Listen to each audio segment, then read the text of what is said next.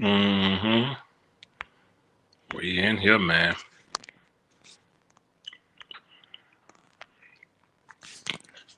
We in here, man. What's up? Still for the couple. We live. Y'all know the vibe.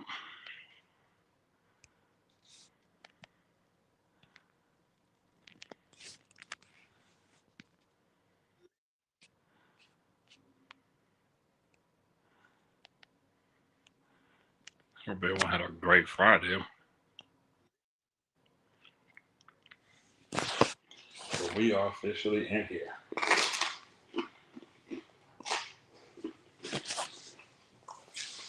So y'all know I'm always eating. Always.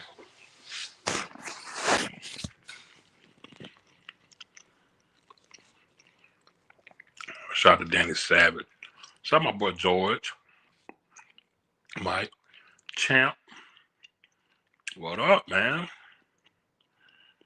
Yeah, we here, man. We here. What's up, y'all?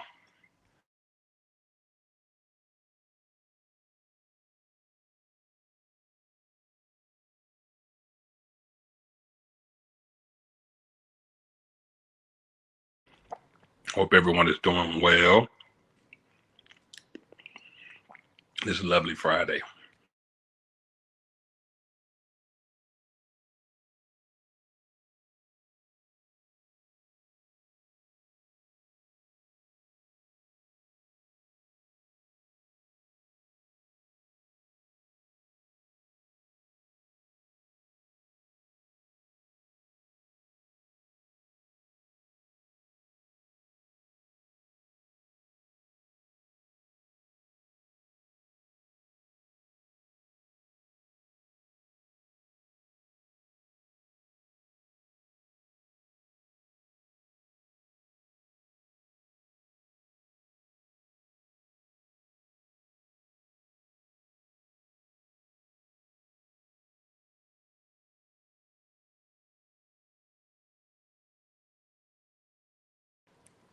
Nate Dogg in the house, man.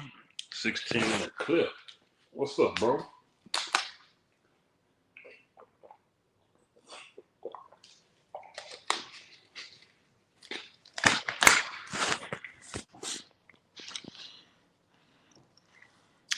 Brando said Falcons Ed James Pierce Jr. suspended for the club first 8 regular season game without pay for violating NFL personal conduct. Oh wow, really? Shout out to Brando. Dog Pound, what's happening, brother?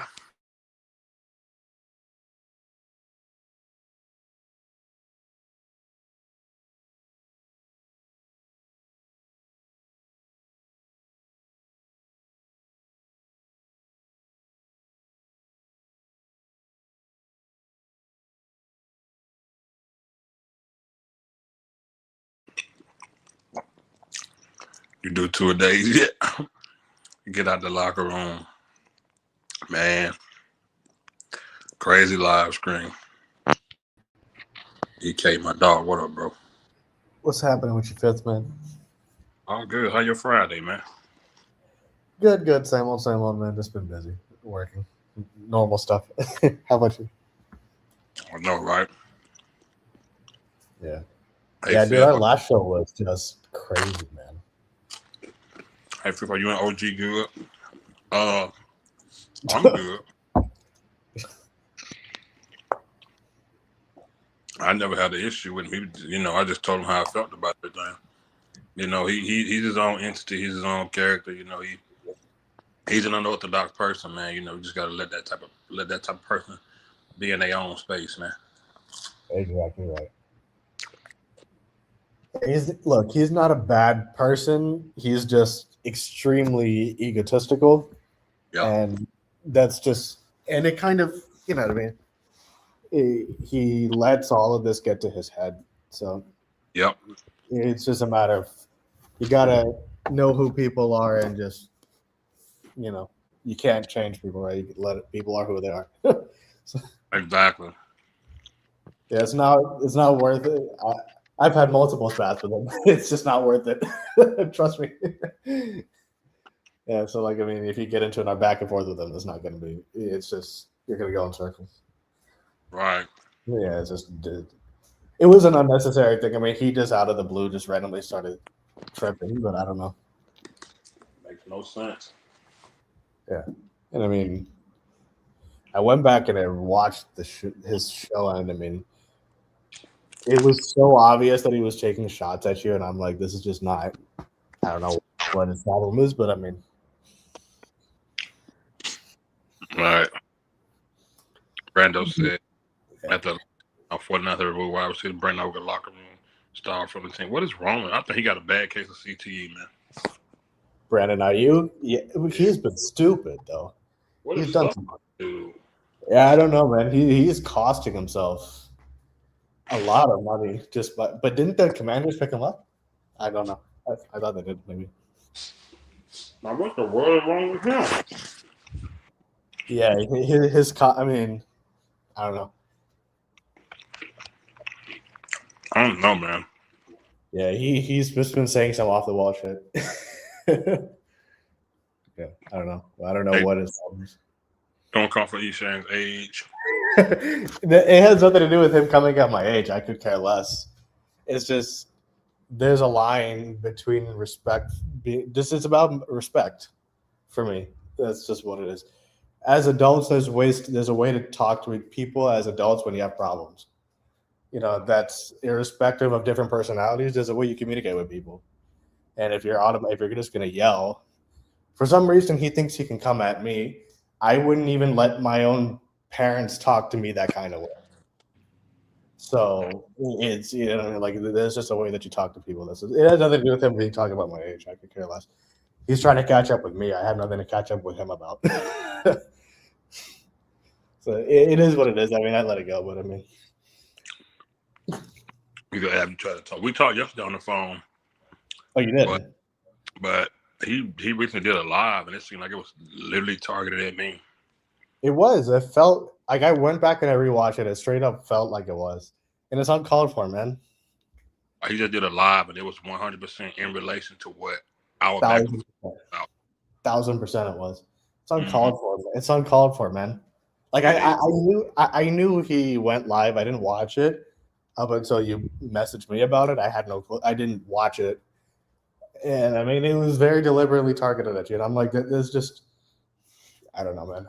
I mean,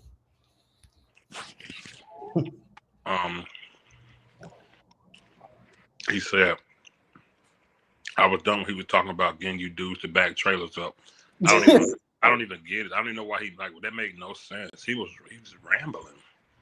It's a weird flex. I don't know if that's I wouldn't even call that a flex, but it's a weird thing to say to someone, man. I don't know.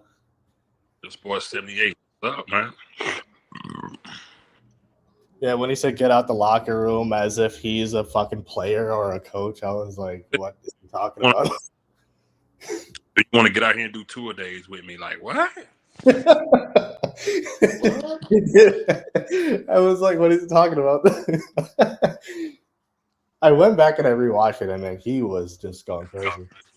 Like, you can't do tour days. You just die out there. Yeah, I would not be able to do 2 days. Forget about him. Crazy, man.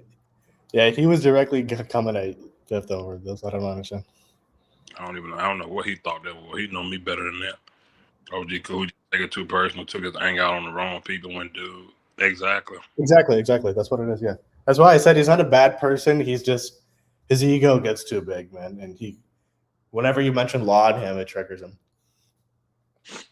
No, Nate Dogg. He just went live again. Nate Dogg. That wasn't his last scream. His last scream was today. Yeah, he did at a show today too. Yeah. And he was sleep taking shots. Oh yeah. Unnecessary shots, man. It just is. This is not that deep, man. I've never personally understood this YouTube beef. I just don't. It's such childish shit to me, to be honest. Like, I just don't think it's something that's that serious to be having a beef with someone about. Cowboys champ, what's up? Hey, champs. Hey guys, how y'all doing? Good, man. How you doing, man?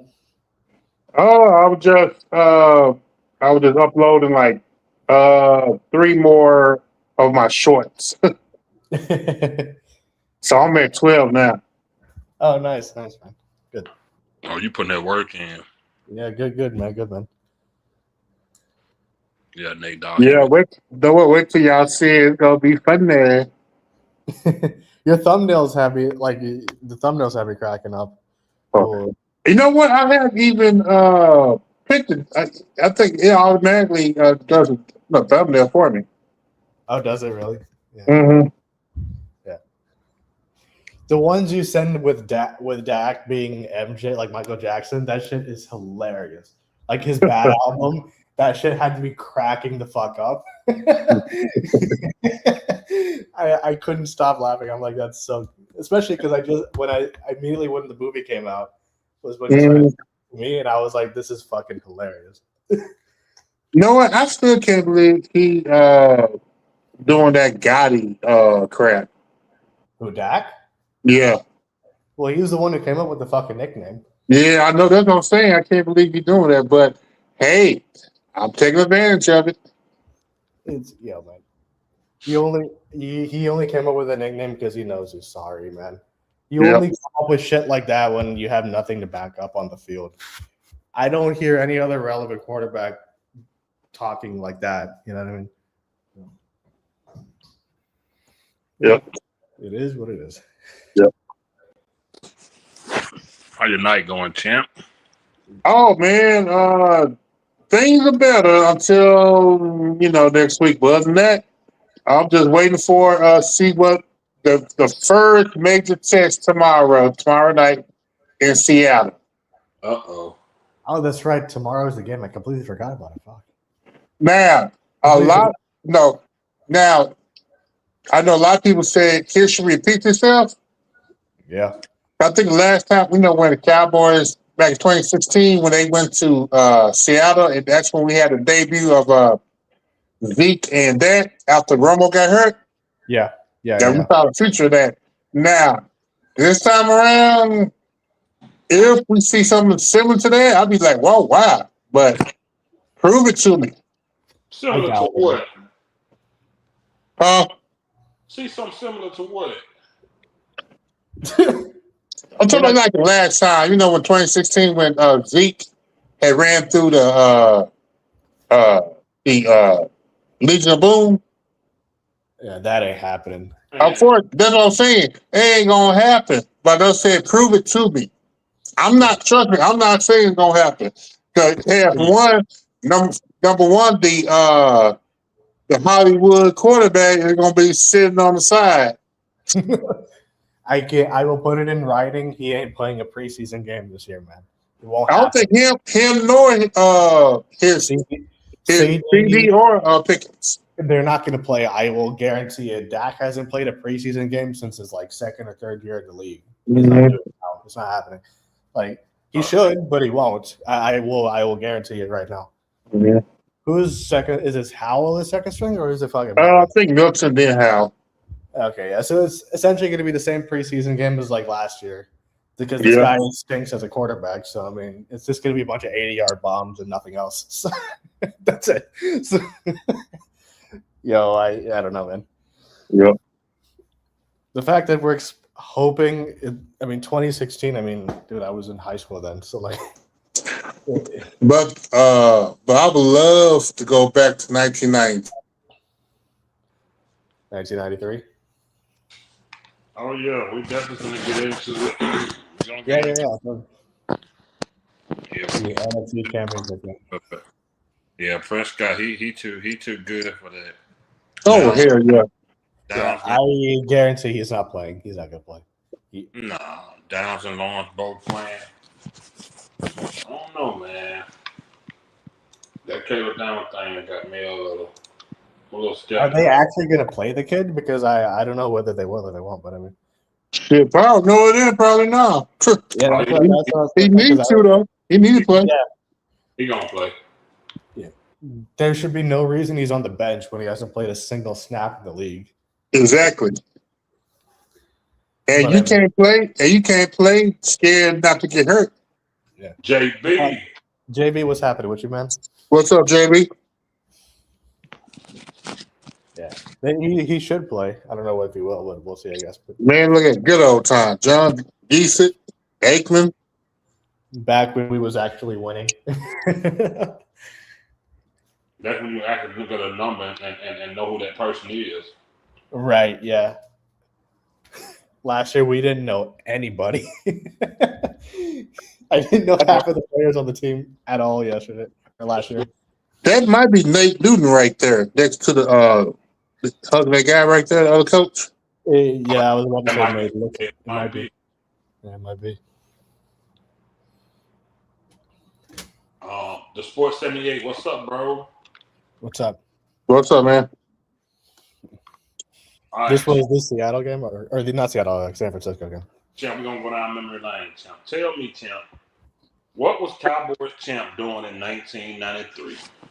Oh man. Oh, I was working. I had my own apartment. I was working at this place called Bank One, and I was just enjoying this season because the year before the Cowboys went 11-5, and I think that's when they traded for before the season started. They traded for Charles Haley. Oh, shit. And really, Charles Haley was the major difference. And with North Turner, because he also the year before, at one point the Cowboys was 6-5, and they had Steve Berline as the backup. Steve Berline, I believe he went 5-1 along the way, and they even beat the Chicago Bears in the wild card game. But when they went up against the Detroit Lions, man, Barry Sanders just destroyed the Cowboy defense. Oh wow! And then see, I think the problem was Jimmy Johnson. He started Aikman instead of Steve Berline. But I think if you had started Berline, because Berline, he already was in, had chemistry with everybody, but he decided to play Aikman. Aikman, to me, he wasn't ready at that time. But the next season, the Cowboys came out. Man, they was destroying everybody. Even I think the first game they played against the Eagles beat them. But when the Eagles came around to play the Cowboys dunked their head and mopped the floor with them. What was their record in '93? 13-3. 13-3. Okay, yeah. 13-3. Wow. Okay, Champ. So, Champ, were you with your wife this year? No. Okay. No, I went with her. Champ, 93. Champ had his own apartment. He was Yep.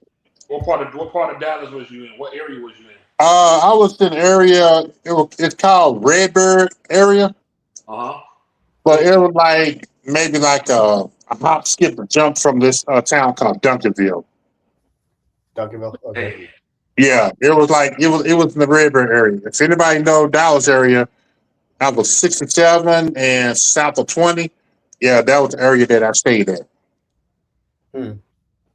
Okay, Champ. So yeah, okay.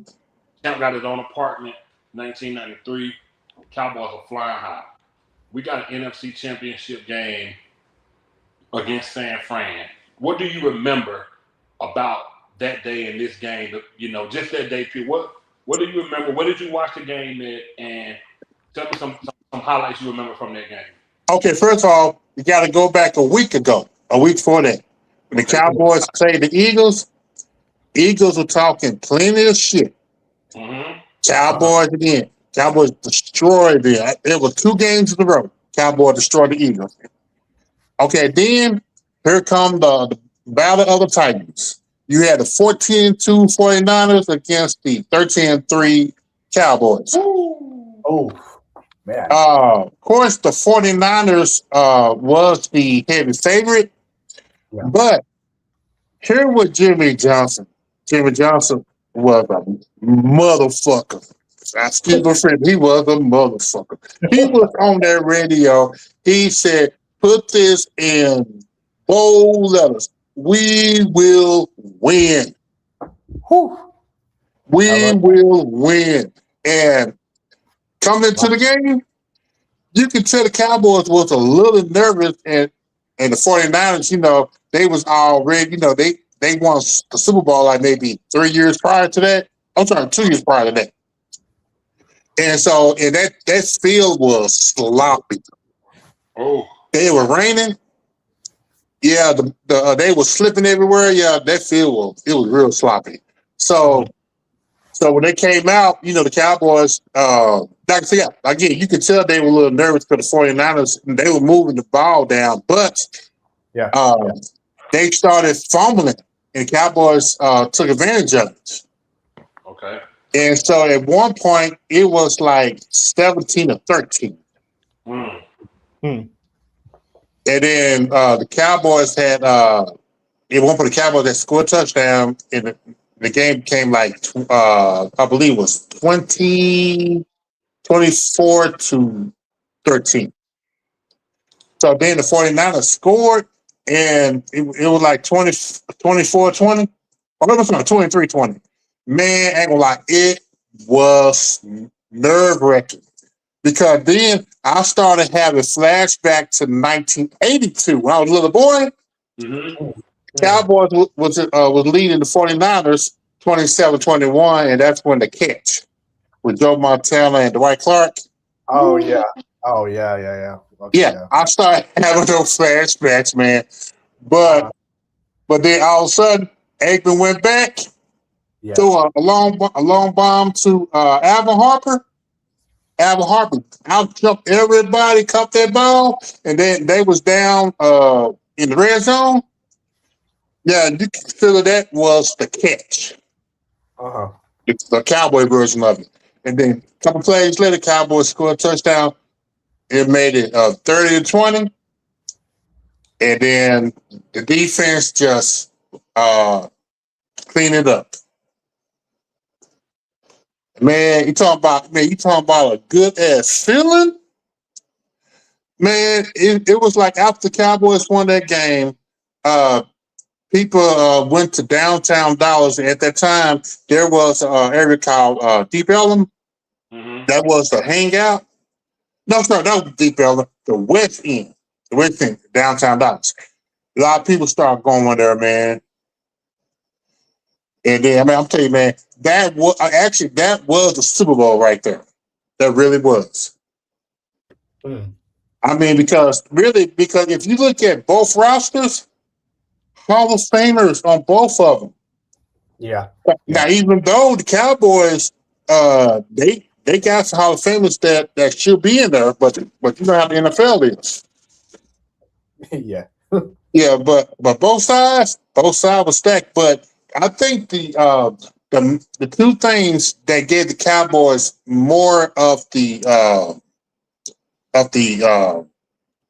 momentum. Charles Haley already know how the 49ers were, and the fact that Jimmy Johnson said, put these in bold letters, we're going to win. Okay. And then that's when he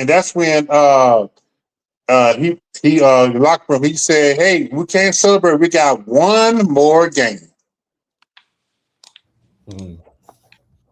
I'm telling you, man, see that's why a lot of people would love Jimmy Johnson, because Jimmy Johnson, he actually built that team.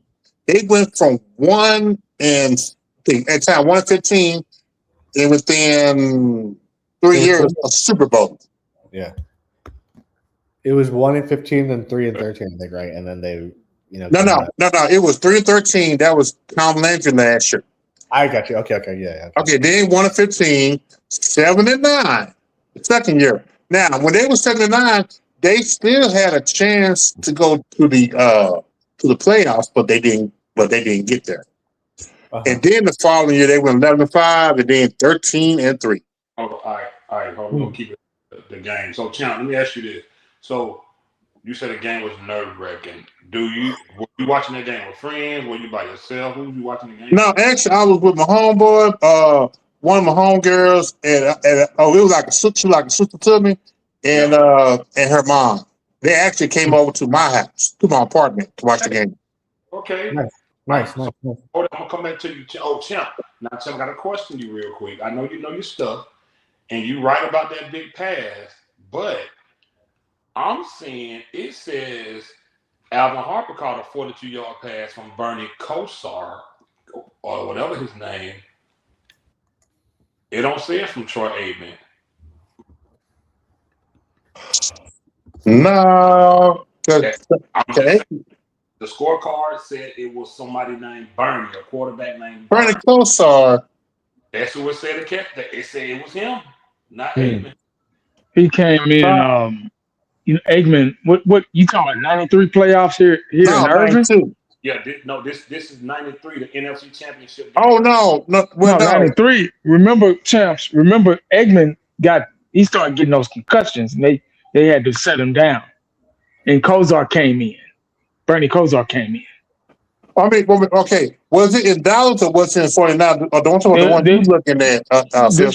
This was in Dallas. This was in Irving. No. The one he's looking at the wrong one. You need to go back a year ago from that when the Cowboys was in San Francisco. A Candlestick. Yes. I'm talking about that Candlestick in 93, the NFC Championship game in January. Yeah. It was a 92 season. That can't 92 season. They can't be right. No, they can't be right because Aikman played that whole game. He played the whole. I'm just saying what it say, Man, whoever wrote that, they wrong. No, they wrong shit. Hell no, because man, Aikman played that damn whole game. Oh hell yeah! There you go. All right, yeah, he played the whole game. Well, he sure did, man. Cause I remember I used to watch replays of that game just for the hell of it. Mm-hmm. Wow. Cam said they wrong. He's passionate. You can hear the passion, man. He is. He definitely is, man. That's right. Damn straight. So we got 1980 in the house, man. How you doing this Friday, Mo? Pretty good, man. Pretty good. Can't complain too much. Okay. Glad it's Friday. Glad it's the weekend. Yeah, man. School started this week. Rough week, man. So.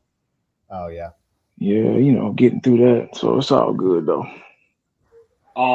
Man, take me back to 1980 life in 1993. What was going on? 93, I was 13. Yeah, I was 13. My birthday goes with the years, so I was 13.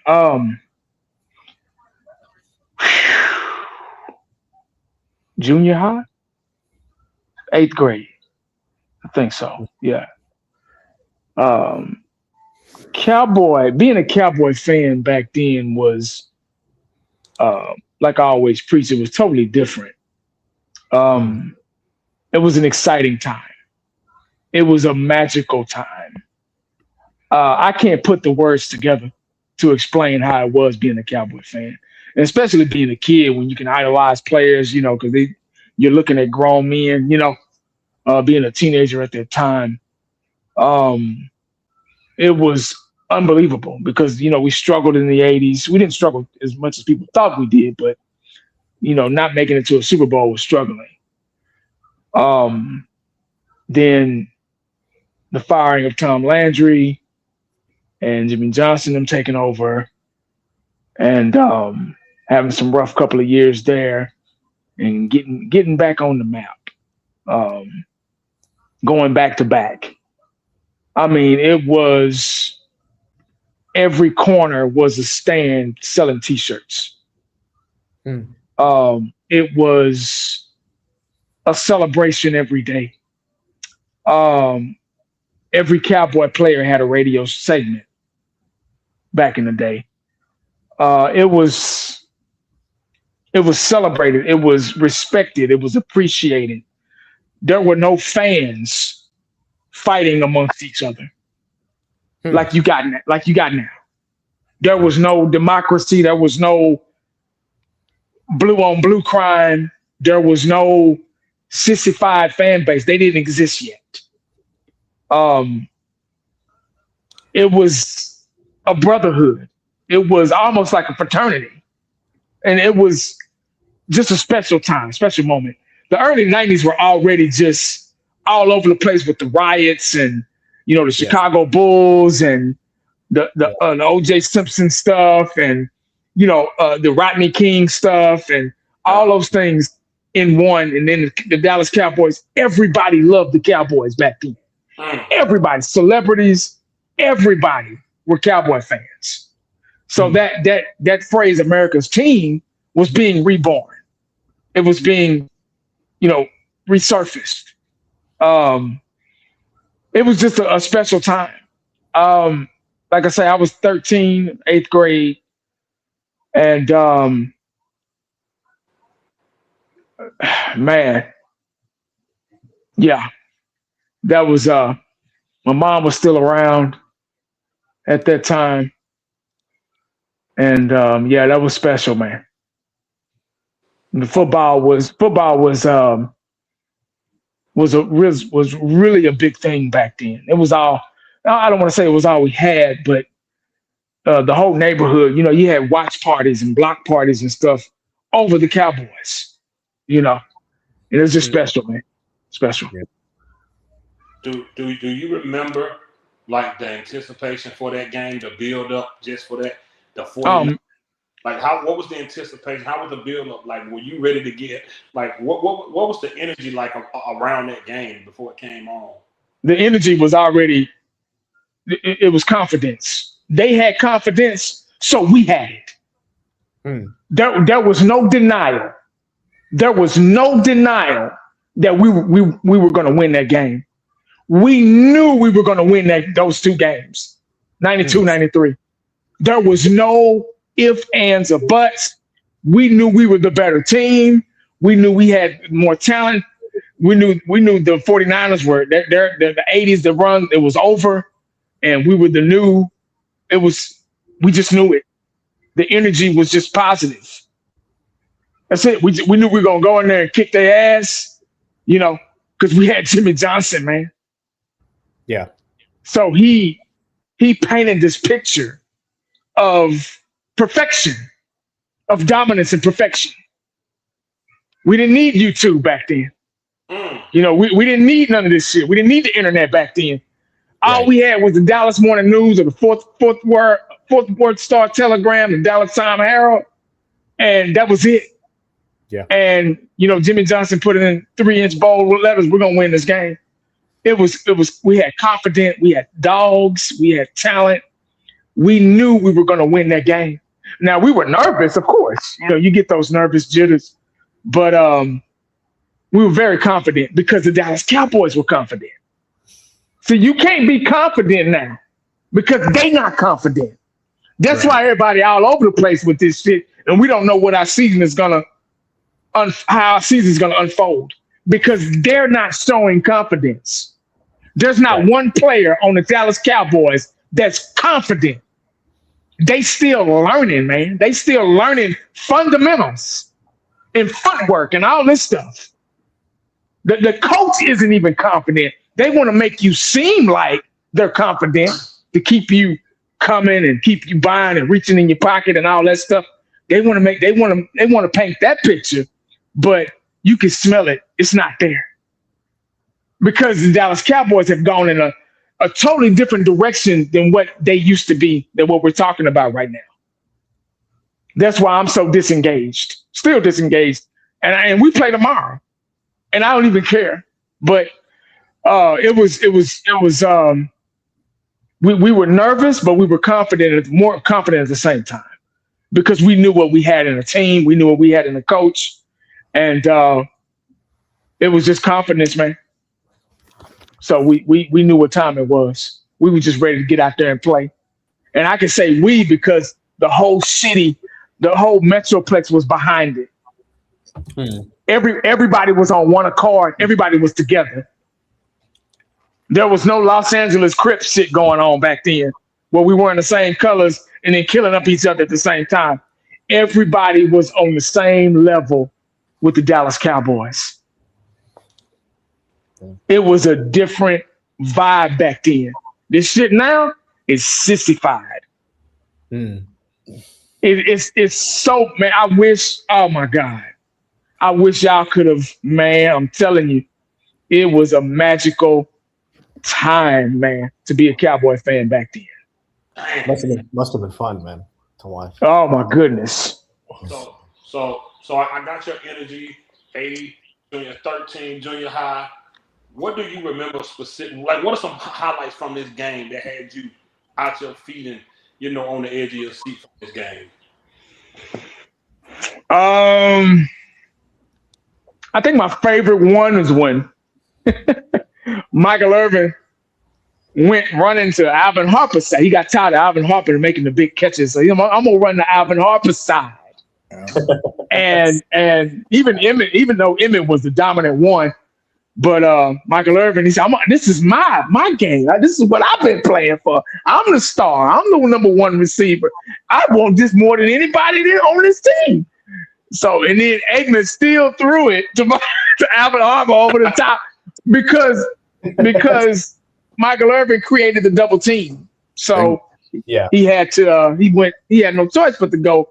And he was like, that was my ball. I can't believe I did that, But that was one of them. Ken Norton played well that game. The defense played well. We made the San Francisco 49ers make mistakes. See, now it's flipped now. Teams make us make mistakes and they feed off of us because we don't have the discipline and yeah, man, that whole game was, it started off kind of slow, obviously, because, teams are trying to fill each other out. The Dallas Cowboys were new to the playoffs. It's been a while. They're young, the younger team, inexperienced. That's probably why a lot of people thought we were going to lose.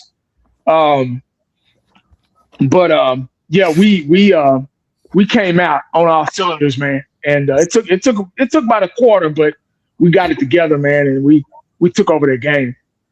But it's just so much, man. I can't even describe one play. I mean, I can't put it all together because it was so much. It was so intense, And man, it was magical.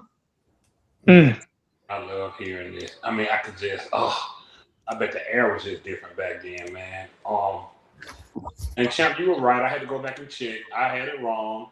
Troy Aikman 38-yard pass to Alvin Harper. He was right. Yeah, man, because Harper had jumped everybody, and I was like, that's the catch right there. I was like, screw you, 49ers.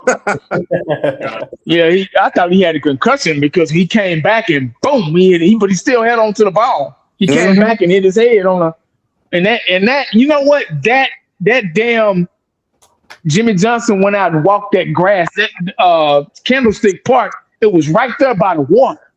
So that field was always soggy. Even when it didn't rain, dog, the soil was just always screwed up. And they always had to go out with them 3-inch cleats and shit because it was just a bad field. Man, they could never keep that field together, man.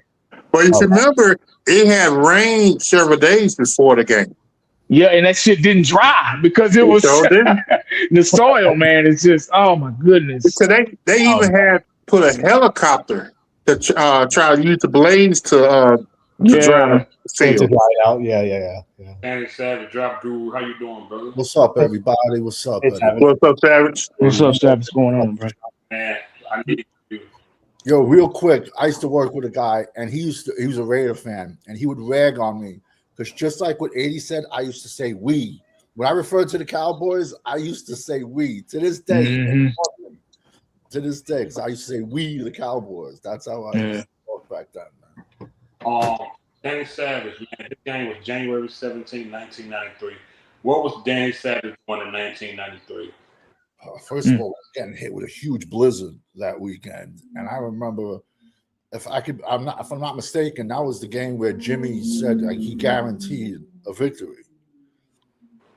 Am I right or wrong? Or was it the following year? No, you're right. That was 93.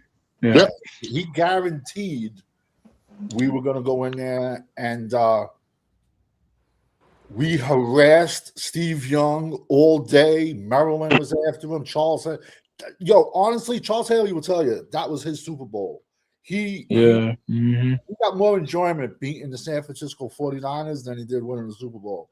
We chased, and Steve Young was a running quarterback, but we hounded him both years. And like you said, that was Irvin switched sides. He was like, that's my play. But Aikman went to Harper, but Aikman even says if Michael's lined up in that spot, there's different coverage on him. It'd be double coverage, and went out. So it was, and then Kmart at the end of the game, Kelvin Martin. That's what closed it. That's what sealed it. Yeah. So what was your life like that year? That game, Cowboys fan. What was you doing for a living? What was you doing at that time? I was working on I was 19. I was working on a garbage truck. I was working on a garbage truck and doing asphalt and plowing snow at that time in my life. But I was like I said, dealing with Danny White, going to 4 NFC East, going to 4 NFC championship games and losing, but he was a punter, so you can't blame it on him. And then going throughout all the bad years, that was like, you knew it. It was just the swag. The team had swag. Everyone was confident.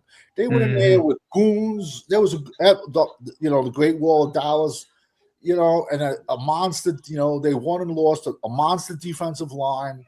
They harassed them. You knew it, and you knew they were going to destroy Buffalo in 2 weeks. You knew it. It was just like, and I'm on the East Coast, and no joke. Everybody, they can say they're haters or whatever. Everyone had Cowboy shit on. Everyone. Throughout the United States, everywhere you went, there was Cowboy fans. Everywhere. That's why they say they're America's team, and I say they're the world's team. But it's just a shame. I'm trying to say what we've dealt with for the last 31 years, and that's why older heads, like some of us, are like this. But yet, for every older head like me, that's just so don't care anymore. We still have a lot of older heads that are just drinking the hopium, and they're like, the other day, Dallas Cowboys came out. They're worth $15 billion. We ain't won jack shit in 31 years, man. And his team is worth $15 billion. So nothing's ever going to change. But back then, it was a different era. It was just like we dominated, bro. It was either 92 or 93. The Eagles lost Randall Cunningham. They went 10-6 on defense alone and didn't even make the playoffs. I think it was 92. That was back then. No, that was 93. 93. Okay. Yeah, 93. Back then, it was like you had the Redskins, you had the Giants, then the Redskins, and then we won 3 Super Bowls. We should have won 5, but the NFC East was the toughest division in football. It was a black and blue division. It was like if you can survive that, you're good.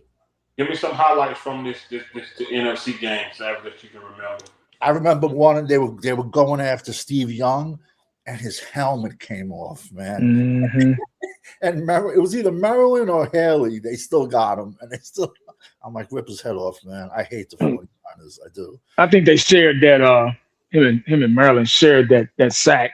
Yeah. It was a split sack, and I think Haley took his helmet off. I think if I remember correctly. Yeah, and you had the big cat Leon Lett. Uncensored has said it a million times. The best pass rush is right up the middle, because you get a quarterback out of his comfort zone by running. Right. We used to kill Brett Favre that way. If you can get Brett Favre up the middle and get him on the run, bro, that's it. You're taking him out of his game, man. He was always going to make one mistake, though, Brett Favre. That's why the trenches are so important. The trenches are so important because, like I've always said, it's a domino effect. The way they play on both sides of the ball, offense and defense, it's the trenches is where it starts. Then it goes out. It's inside out.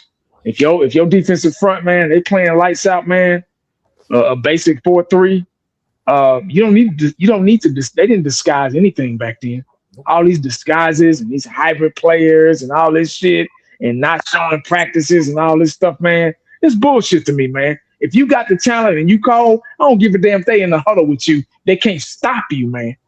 And them boys, man, Leon Lett, Tony Tobit, Charles Haley, Russell Maryland, Tony Casillas, Jim Jeffcoat, Jim Jones, they got all to the ball in a bad mood. Ken Norton, Dixon Edwards, Darren Smith, they got all. I can name every player on their goddamn roster, even the backup players. They got all to the ball in a bad mood.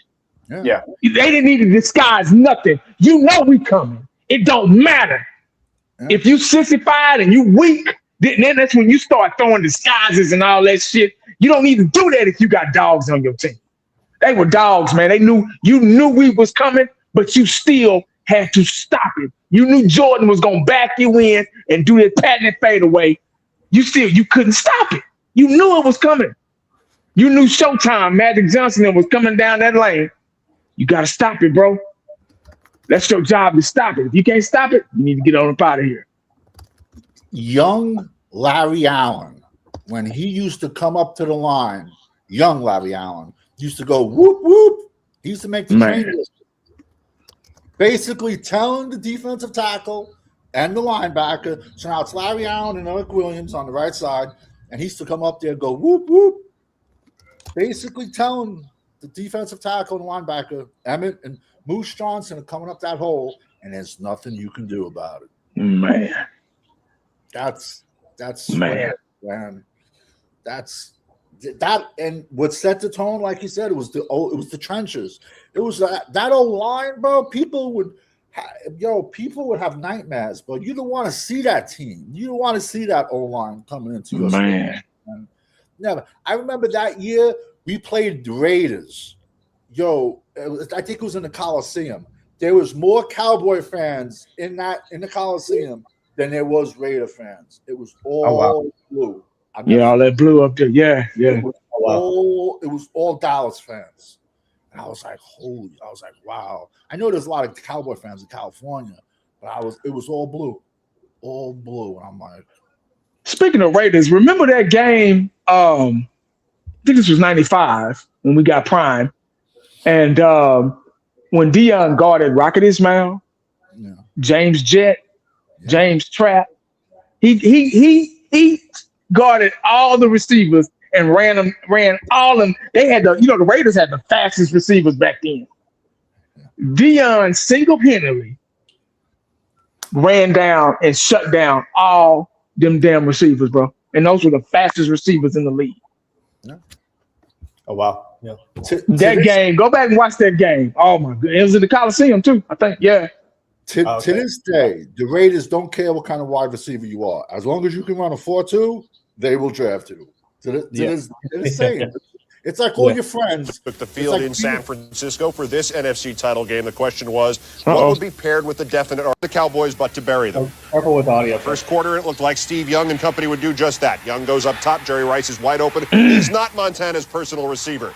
But why was he open? Because the Niners were holding. Jimmy Johnson came back. Correctly point that out. No touchdown. Niners seem to go downhill from there. Dallas punts.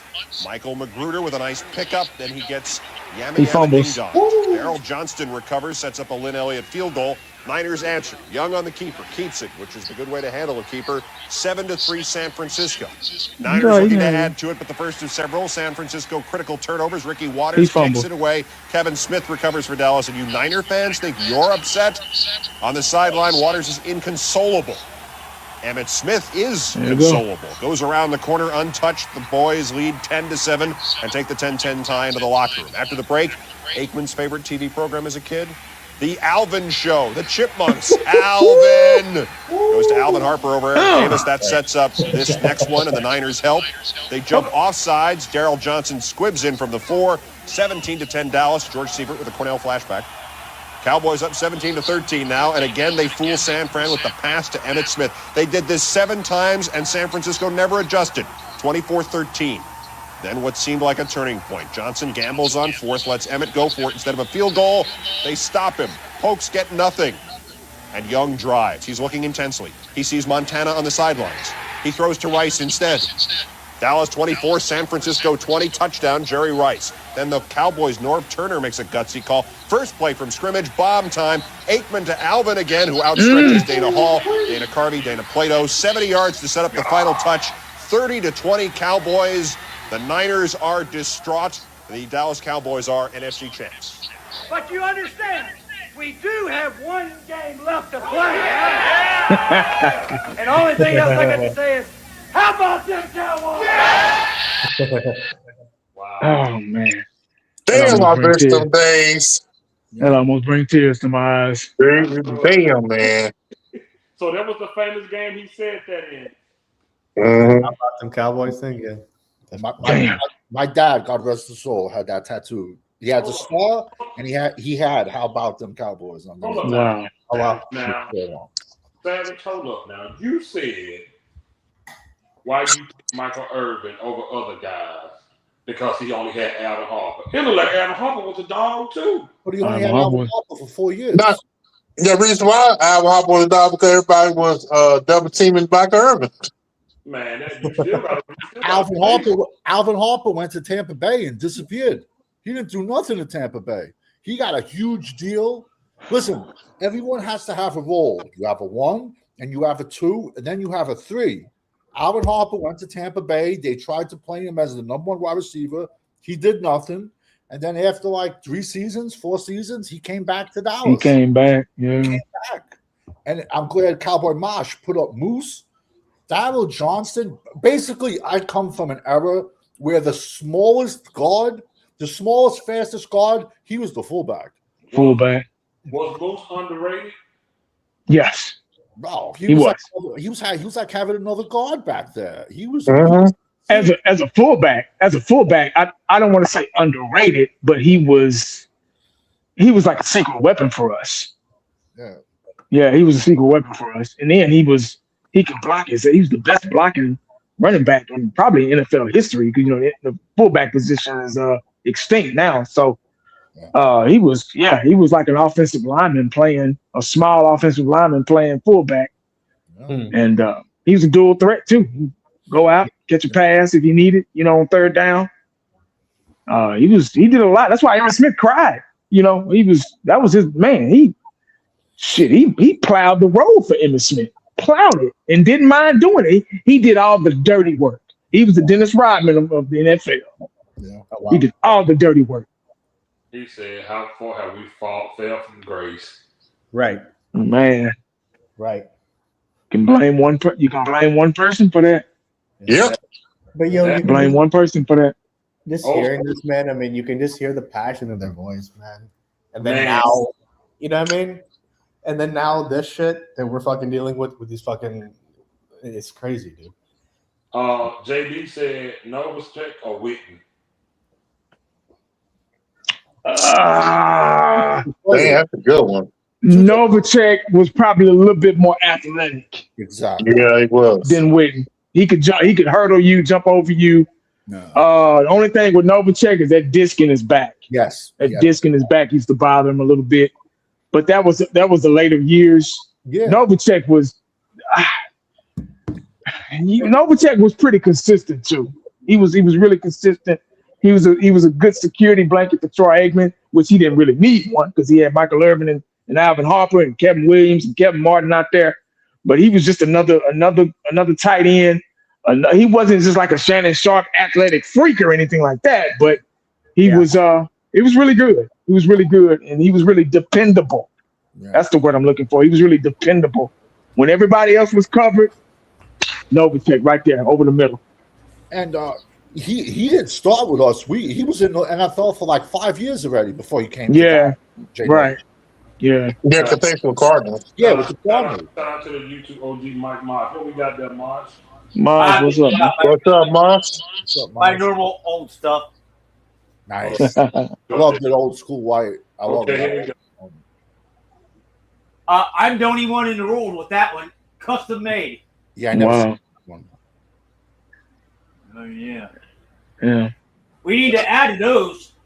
Yeah. Yeah, we need to add to those. Yeah. Damn. Doomsday. Autographed by Doomsday 1.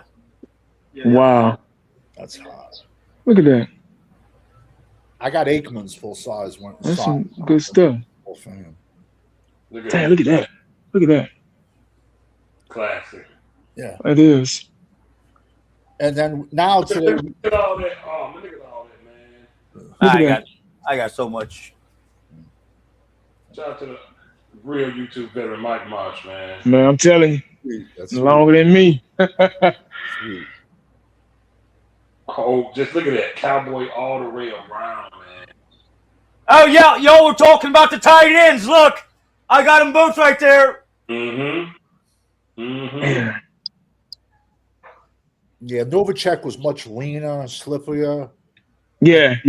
Witten was Yeah, slippery. That's a good word. Slippery. He was really, really slippery. And wasn't Berline his main guy? Steve Berline? Yeah, it was like Berline went to Novacek and Aikman always went to Irvin.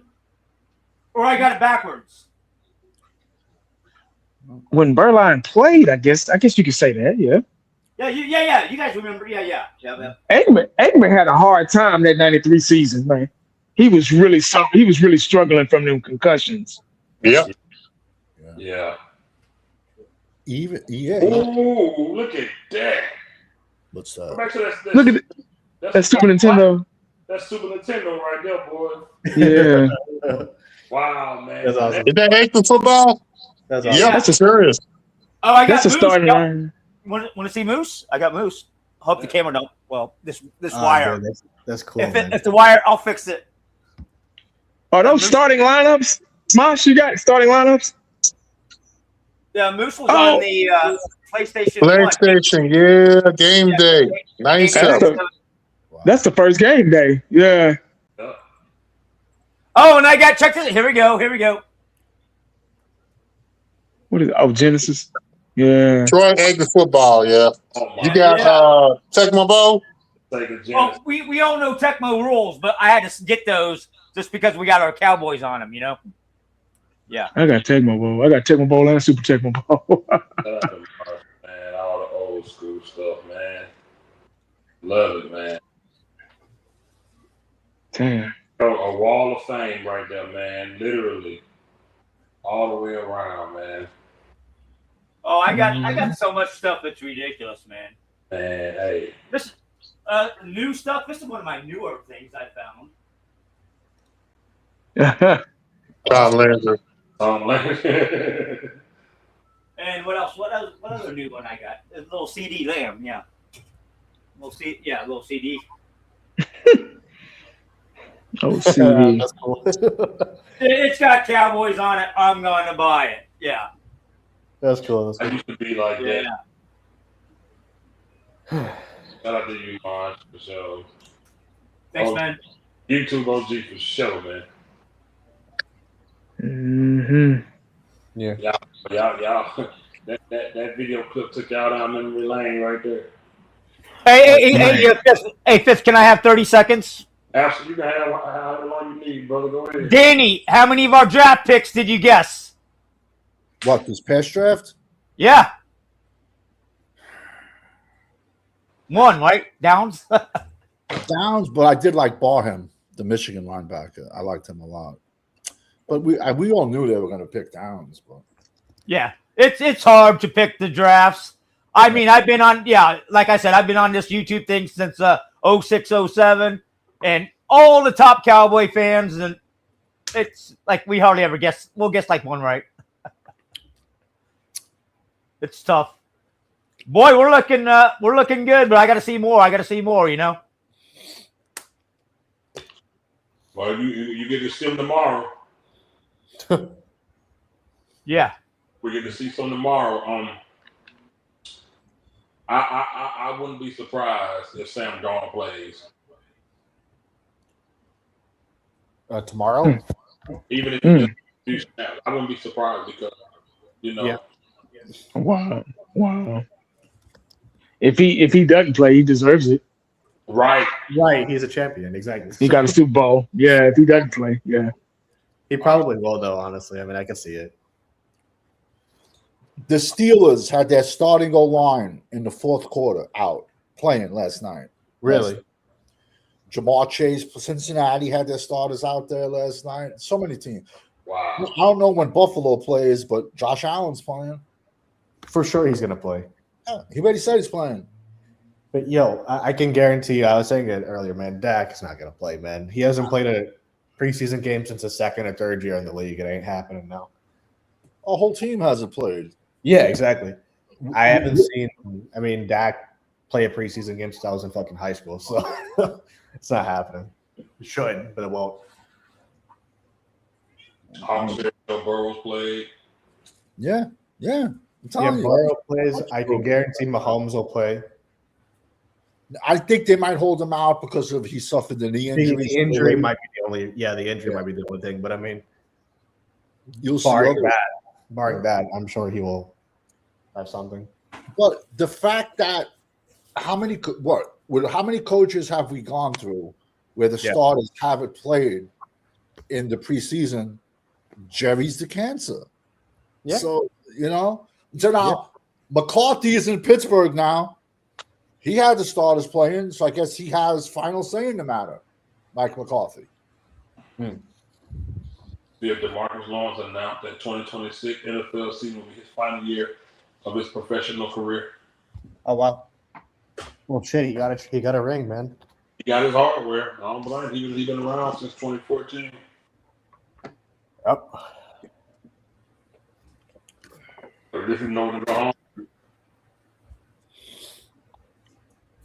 Is that Dak Prescott has not played a single snap in the NFL preseason?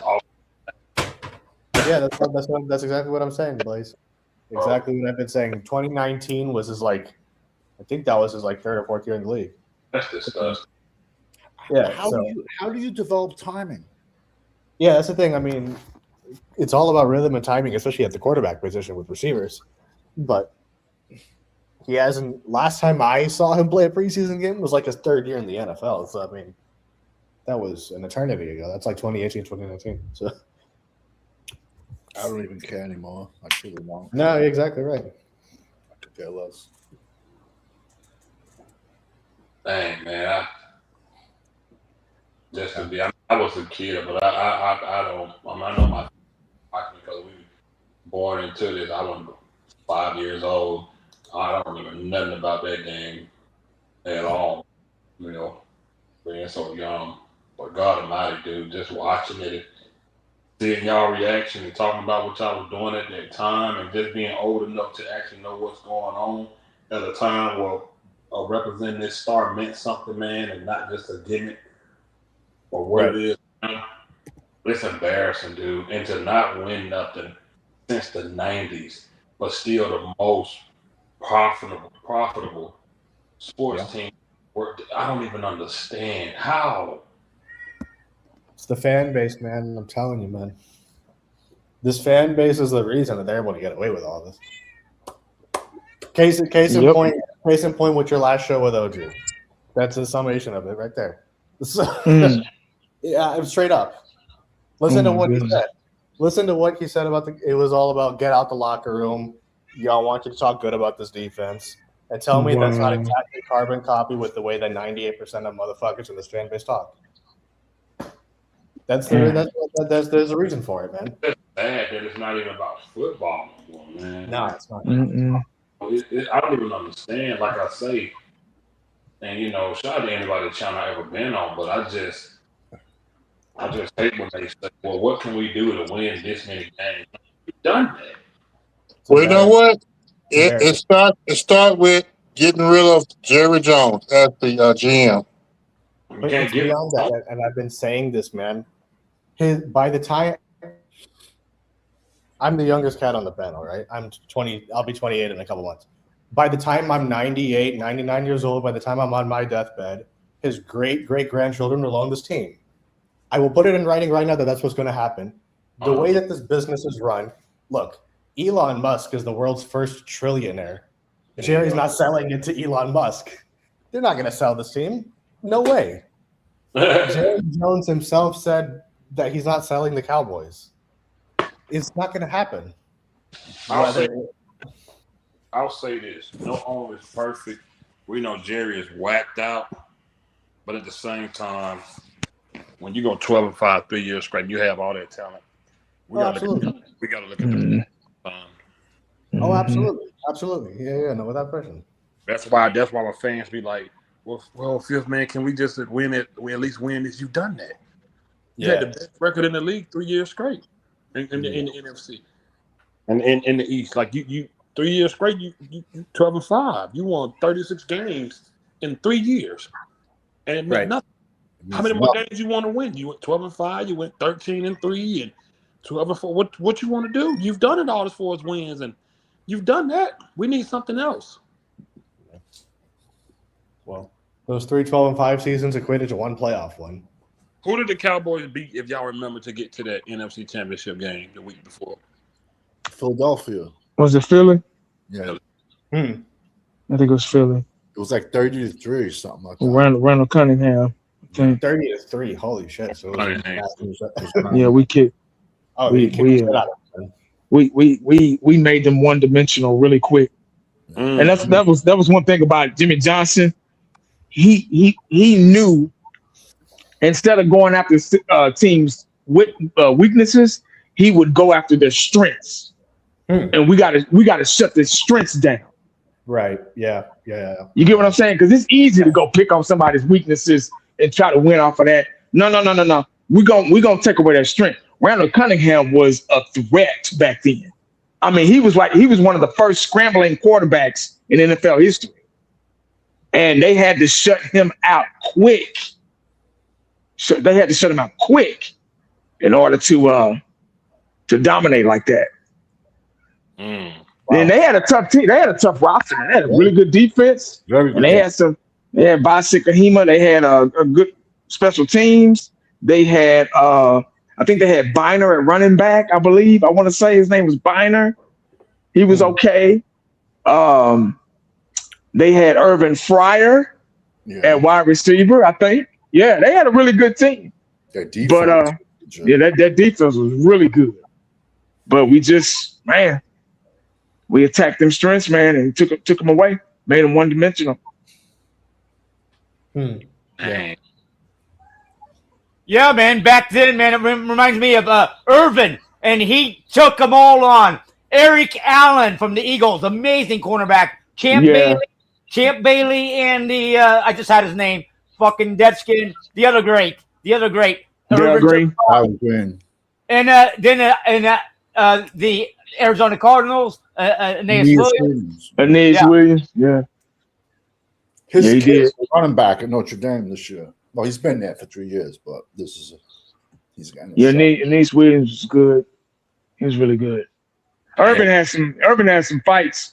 He used to go with Rod Woodson a lot too. Yeah, he was. I was just to say that.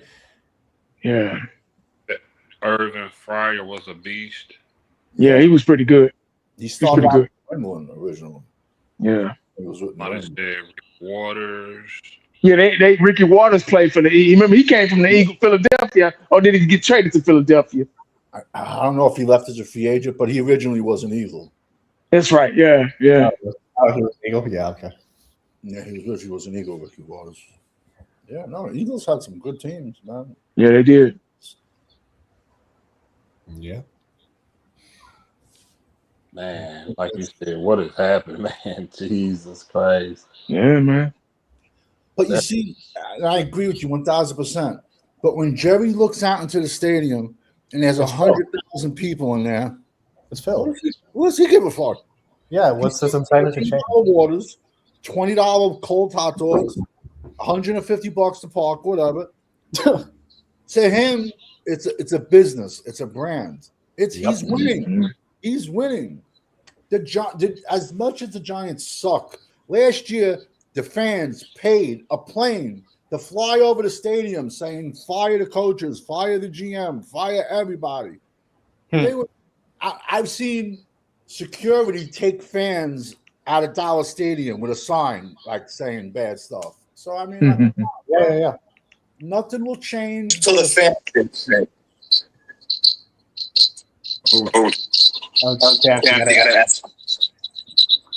Champ. No, it's the fan base's fault, man. This is literally it's that simple. It's the fan base's fault. I get wanting to root for a team, but there comes a point where it's just like, I mean, there's blind optimism, and then I mean, I don't know, man. Cowboy fans, a lot of our fans are stupid. Just it's straight up. I don't know. What I mean, it's. I mean, 31 years is evidence, man. But, I don't know. I'm a big believer in, as men. See, they had to prove themselves back then, and they had something to believe in. Only thing these guys, right, like Ada say all the time, these guys want a contract before they even put pads on. Yep. They ain't got Jerry gonna sign you regardless. He gonna sign you. It don't matter. Terrence Steele had one good game a few years ago and got signed. Yeah. They gonna sign. You don't have to do much anymore, man. Like I say, they out there, dude. They every year we got a name for this a losing organization. Mm-hmm. There's a name for it. There's no winning. Winning don't matter, man.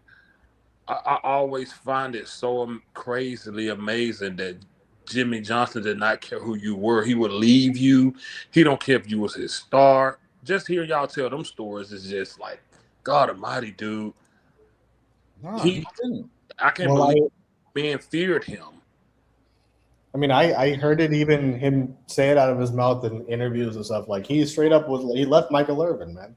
They left Aikman even. They left Aikman, and I've heard it. He said it straight out of his mouth. He wanted the players to fear him, and he wanted them to fear losing. Dude, and you all watch. It was. I think it was in the past week. I think it was Nate Newton that said after one of the games, everybody's hungry, and they're on the plane, and he wouldn't let them eat. Yeah. And it was in that Netflix show too. It was a loss, and it was a loss. They lost the game, and it was a Redskins game, is what he said. They're not eating. They said Jimmy made it so uncomfortable to lose. No, listen, I'm old school. I'm sorry. You have to fear your coach. I'm sorry. Yeah. You have to fear. At the very least, you gotta respect him. That's what authority is. And what we got, they don't respect him. He's gonna be buddies. Yeah. How many years of hard knocks? You see Jerry Jones making the cuts, this and that. I mean, like, come on, bro. Yeah. Well, look, the players know that they can circumvent the coach to go to Jerry. That we can say what we want about Garrett, but that's what it was with him and McCarthy. It's less about because Jerry publicly chastised Garrett every opportunity he could get. We can say what we want about him as a coach. He did the same thing with McCarthy and stuff. So it's the players know that. I mean, they can easily if they have a problem with the coach, Jerry is gonna buddy it. So no one was gonna do that to Jimmy Johnson, and you could. I would be shocked if they did that. Like I said, for me, man, it's just watching this, listening, and this is more so about.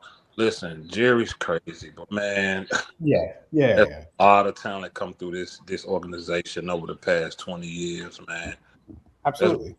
Talent in the past 10 years, in the past 20 years, a lot of our issues have been Tony Romo. A lot of them have been Dak Prescott, Jason Garrett, coach. It's been bad, man. I don't think that was a bigger window ever, in my opinion.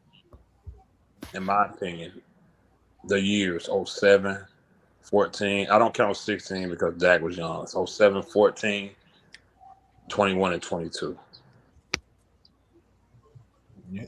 I would argue 3, 12, and 5 seasons. 07, 2014 was another one, for sure. So get it, but God Almighty, man.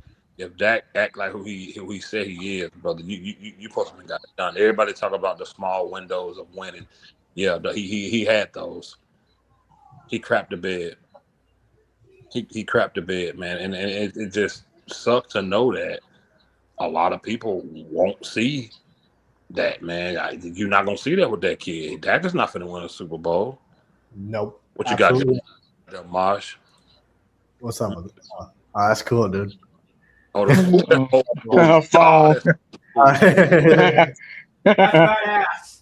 that is old school, there, boy. That's how it is. That's awesome. Oh man. Oh, phone. This guy had it at the flea market for $12. I'm just sitting there. I walked right by. He's like, take it for $5. I'm like, sold. Oh, football phone, boy. $5. Fuck yeah, that's killer. Dude, that's Damn. cool. That's cool, man. That's cool, man. I missed them. Blaze, I remember my grandma used to get mad when Jerry used to go down to the sideline and got the food. Yeah, man. He coming out that sideline He said when he we was were winning. Vegas crap. Oh yeah, Pickens won't stand a chance on the Jimmy Johnson. Oh hell no. Pickens won't stand a chance. None Of these players, none of them would. No, Exactly. Not a single player would. Not one of They them. could, yeah, they couldn't thrive. They couldn't cry and throw those temper tantrums. And He always in the chat. He done finally cammed up. What's up, brother? What's going on, guys? How y'all doing? What's up? What's up? what's going on, man? Good to see you come on the live, brother. Yeah, man. What are y'all talking about? Oh man, the old times, man. We wish we had going on now. What's going on? Tell me a little something about yourself, and man, and how long you been a fan of the Cowboys? Yeah, man. I'm from originally from Jersey, but I lived in Dallas for a little bit, bounced around to Vegas, and I just moved to a town outside of Philadelphia a few months ago. So just for work-related stuff. But I'm trying to get to that Philly game this year. I think it's a Monday night game. So, but I was kind of too young to appreciate the '90s Super Bowls. I was, about 10 years old when they won the game in '95 against Pittsburgh. So kind of just missed the boat with appreciating the games back then and the dynasties. But, like a lot of fans these days, he kind of stuck through the tough times in the early 2000s with Campo and Chad Hutchinson, Quincy Carter, Clint Sterner, you name it, so it's been a long time, but you kind of just, once you pick a team, it's hard to go another way. However you think about going the other way, you just can't. Once you're with a team, you're with them until the end. So, that's kind of where I'm at. What part of Jersey you from? I'm exit 9 off the turnpike. So I went to Rutgers University. So, I went to a middle school in East Brunswick, New Jersey, and then lived in Pennsylvania for a little bit. I'm in Bucks County right now, which is about an hour north of Philly. Yeah. So it's a more rural area. So just up here right now. But yeah, I've been to a few games at the Link. If you guys remember games from I would say mid 2000s, I went to the Roy Williams interception game where McNabb was hurt on the play. Went to the 07 game in Philly where we just blew out, the Eagles. It was that was that great 2007 team with T.O. and Marion Barber and all that. So I've seen a few good games to the Link. Hoping to go back this year for sure. Nice. So what's your take? What's your take on the Cowboys are currently at, and what's your thoughts on the quarterback? If you would have asked me 10 years ago, I'd be pretty optimistic. I was at that Packers playoff game in Dallas, the first one. Man.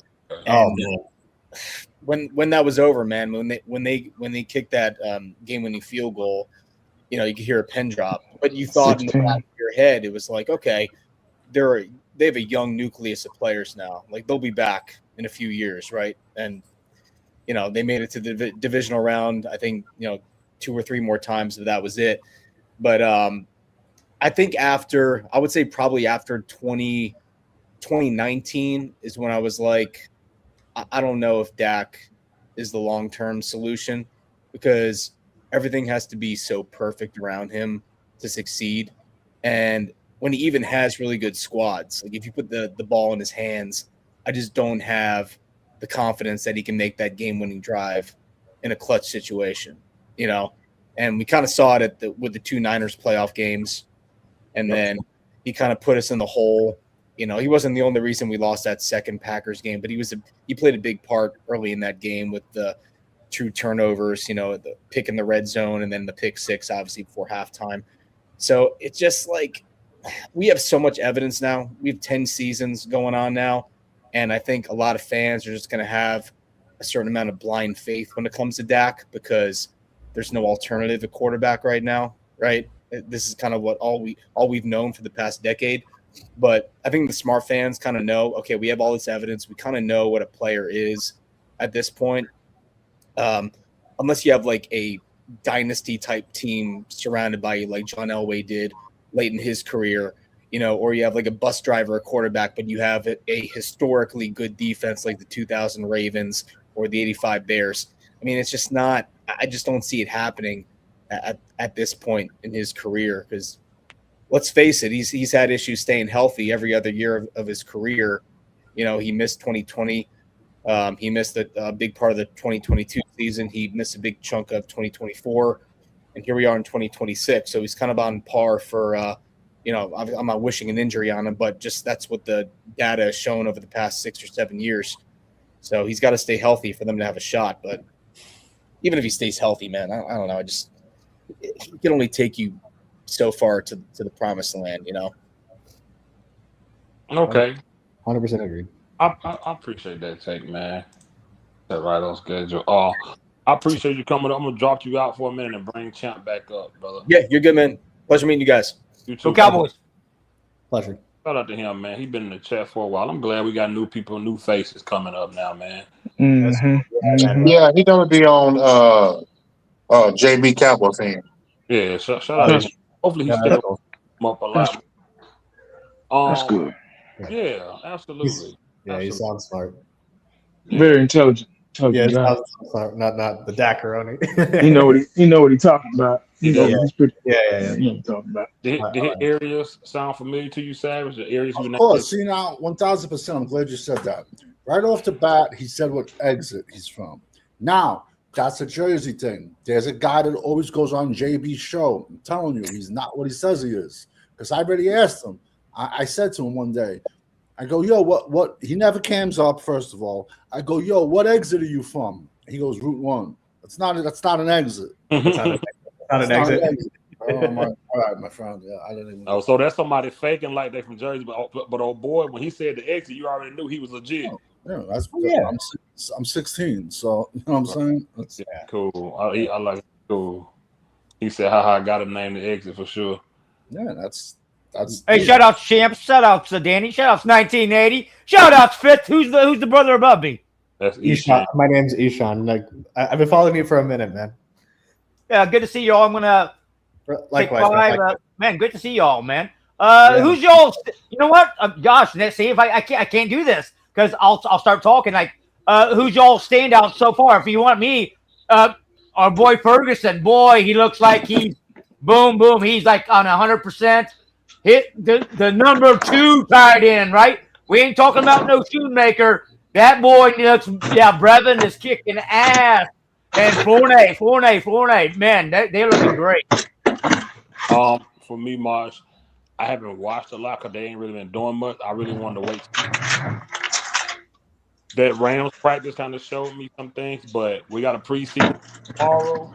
We're definitely gonna see a lot. So tomorrow, we can definitely revisit that. But the Cowboys themselves haven't really been doing. I like that big old tight end. I wish he was our number 1, honestly. Oh, and I got something for the Dak haters. For the Dak haters, if Dak threw 2 interceptions against the Rams, what's he got to do against the Rams when Myles Garrett's in there? And Aaron Donald. And Aaron Donald, now he's back, right? So.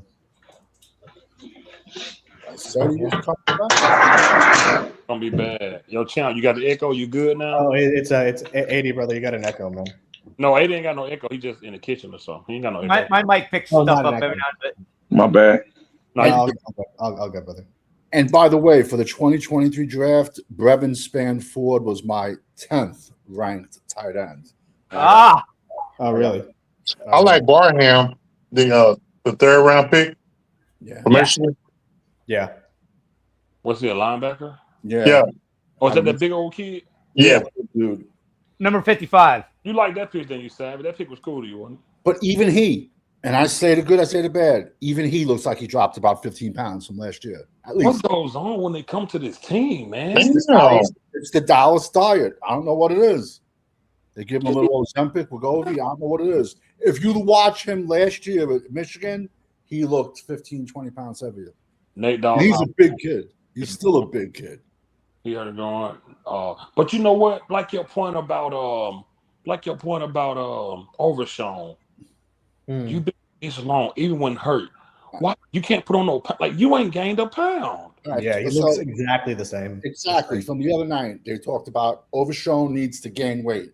This is his year 4. Mhm. And how many years did he miss with a knee injury? Okay, you hurt your knee. You can still train you can still train chest. You can still train shoulders. Yeah, Yeah, he can train his body, absolutely. If he hasn't gained the weight by now, he's never gonna gain the weight. It ain't happening. Yeah, it ain't happening. and shout out and I just and it's much love, you know. I rock with G Ham, the positive brother, but on his show to have a conversation if is Overshown the best white Man, line in the league is insane. that's No, stop crazy. What? I'm serious. Yeah, What? and he's serious, man. He was on his other show. I think was it? Yeah. God.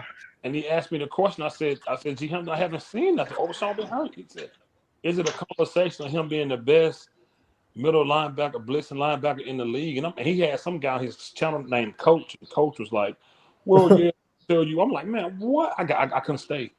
I had to get off. I couldn't do That it. is wow.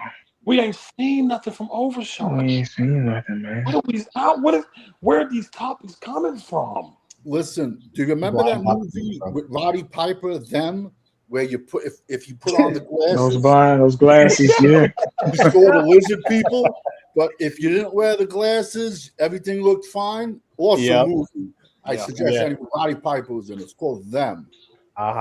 Where you put the glasses on and you seen how everyone was lizard aliens. Yep. That's the lesbian cowboy guy. Jesus Christ.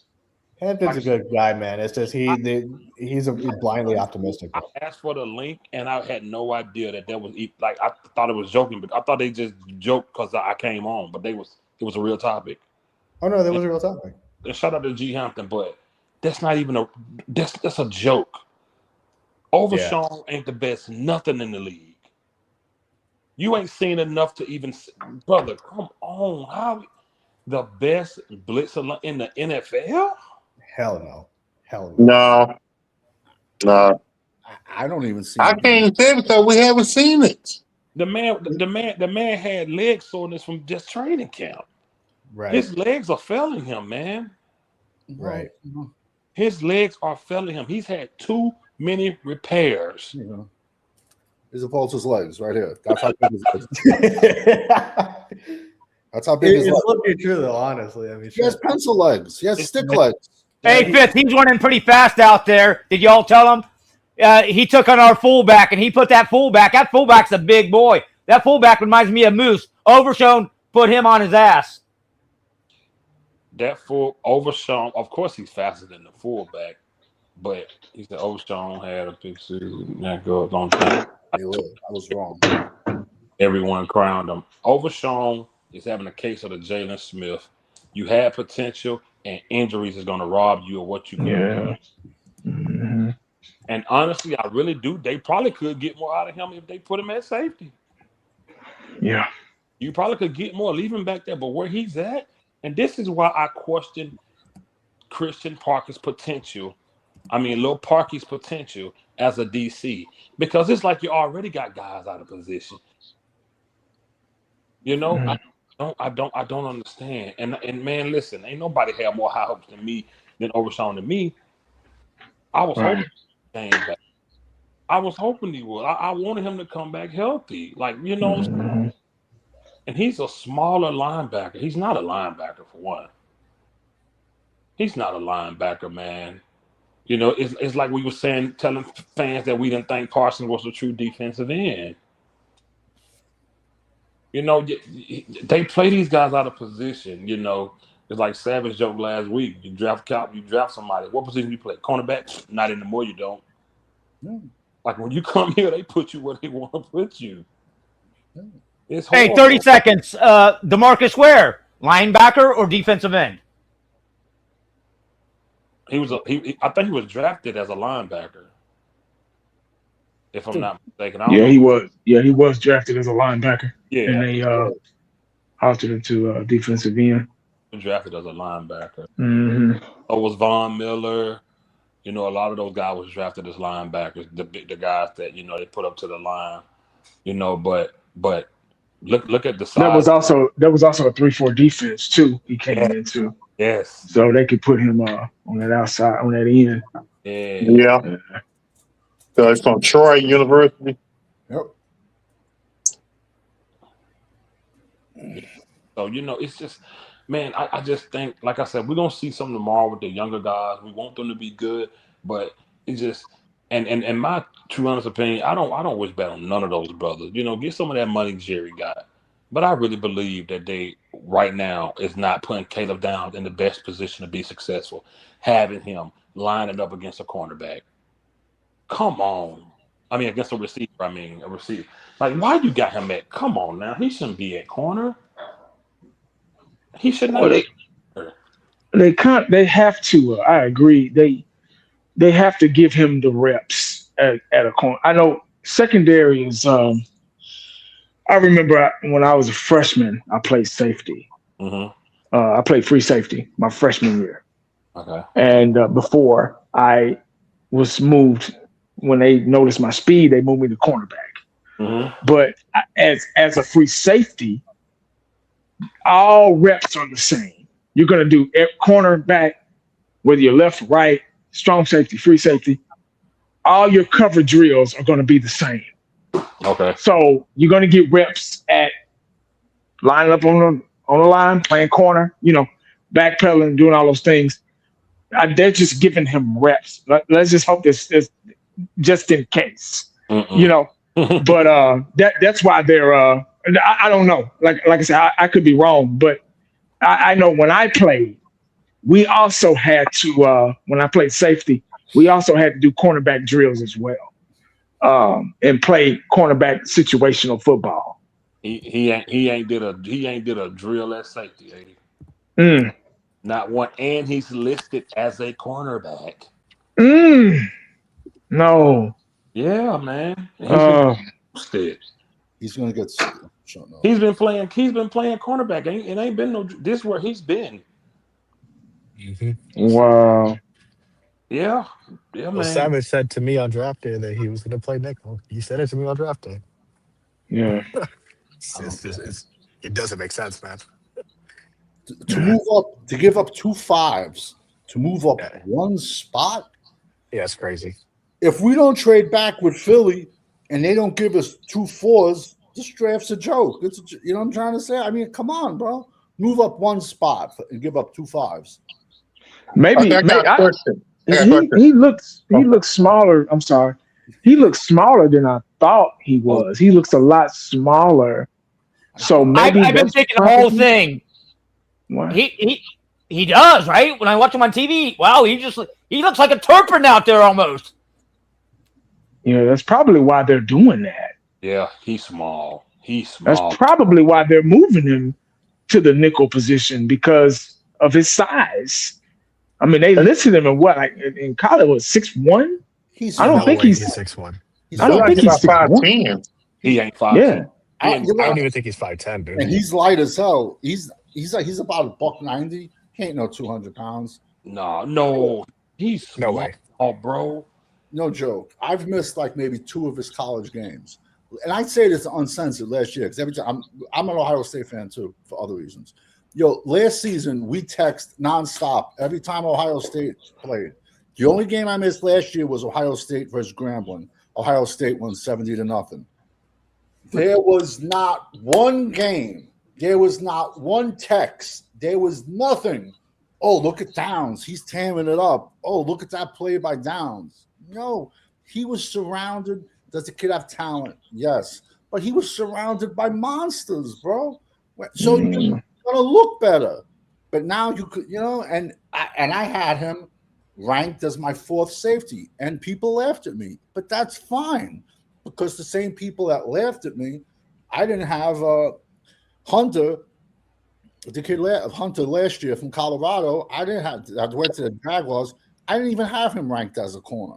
I had him ranked on my wide receiver list. And ironically, he's going to be playing more wide receiver this year than corner. But it's cool. You can laugh at me all you want. Let's see what happens 4 years from now. They were showing. I was looking at video. Arvell Reese. Man, he like if the Cowboys would draft him, he's day one starter compared to what they got right now. Oh, here's a question I got everybody. What's up, champ? Outside of Downs and Lawrence, has anybody heard anything from the other rookies that they drafted? I haven't heard anything. I don't know. Like I said, I'm so detached. Exactly. The only thing I did hear is in the 4th round, the kid Drew Shelton. He played left tackle at Penn State. No, that's not good enough. They switched him to right tackle, but that's. I really haven't heard anything about this draft class. Damn. Hey, what did people give them a C, B? I gave him a C. I gave him a C for the draft class. I gave him a D. Well, everything I'm hearing is because everyone's hyped up about Caleb. Everyone's given this like just unrealistic grades. So We could have drafted fucking Rudy from Notre Dame, and they would have, and exactly. Dallas Cowboy content creators would be saying, "Yeah, it's an A+." They would be comparing Rudy. They would be comparing Rudy to Randy White. And I love Rudy. I actually have a signed miniature, Rudy Rudiger. But it's But ironically, the 3 safeties I had ahead of him, they were bigger, and the safety class stretched. So it stretched all 7 rounds. I don't know why they thought, but this is the same team that had Mo Claiborne rated as high as Deion Sanders. So that's another reason why I just don't care. I don't care. It's. I know it's not cool to be like that, but I don't care, bro. Shout out to Uncensored. Son had a basketball game tonight. They going to the semifinals, so congrats. Oh wow, sweet, cool. Shout out. Another word. Major. That's fire. I love it, man. Y'all, I gotta be honest with y'all. I don't have any expectations going into this season. I don't know type of way. I'm just watching, freelancing, and I'm just watching. Yeah. I don't know. I feel nothing. I'm just watching, y'all. Numb. Yeah, between fans acting like being right is gonna win a game, between the Cowboys doing their normal politicking and promoting and lying and coming up with new phrases every year and winning nothing, and I'm just over it, y'all. At this point, I'm just watching. Of course, I say I got them winning 5 or 6 games. That's about it. When you don't change nothing from a losing organization, when you change nothing on offense, and your offense was atrocious in my book, I'm not. This is a cycle. We get excited for the same crap every year. It's the same thing. Training camp, people seeing this and seeing that, and then the season starting, it's all gone, man.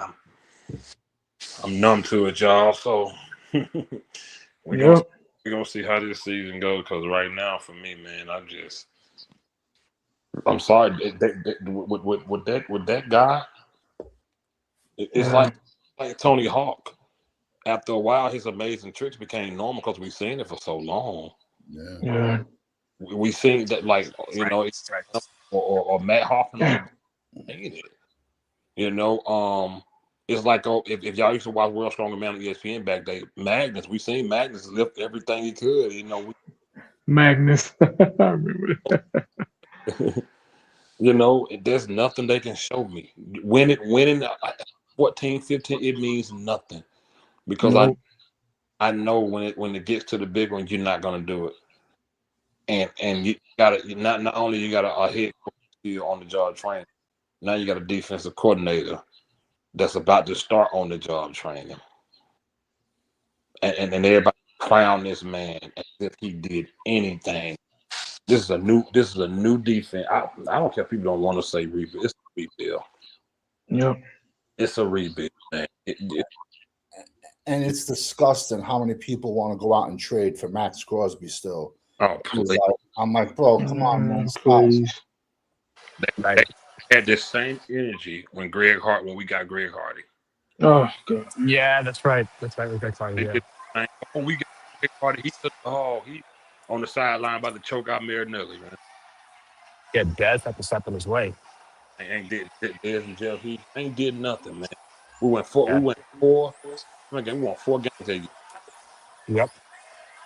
We won 4 games that year and got in Zeke the next year, man.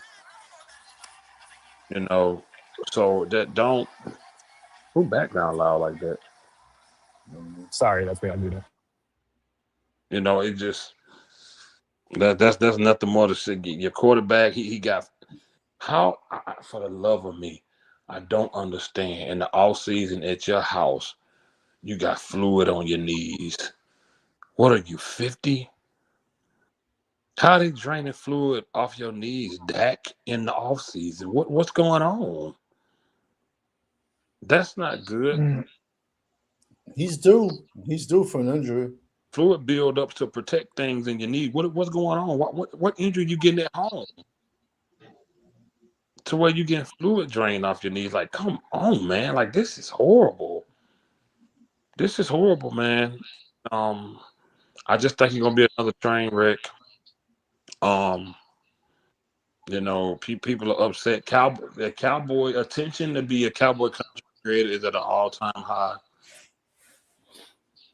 It's an all-time high now. It ain't even about being a team no more. You got content creators showing up to training camp, signing jerseys like they're a player. Yo, I'm sorry. I was there. I'm He would have got the sickle. The Nikita Koloff. He would have got the sickle. You got fans showing up signing jerseys. Oh my. What is wrong with this organization? He would have got the sickle.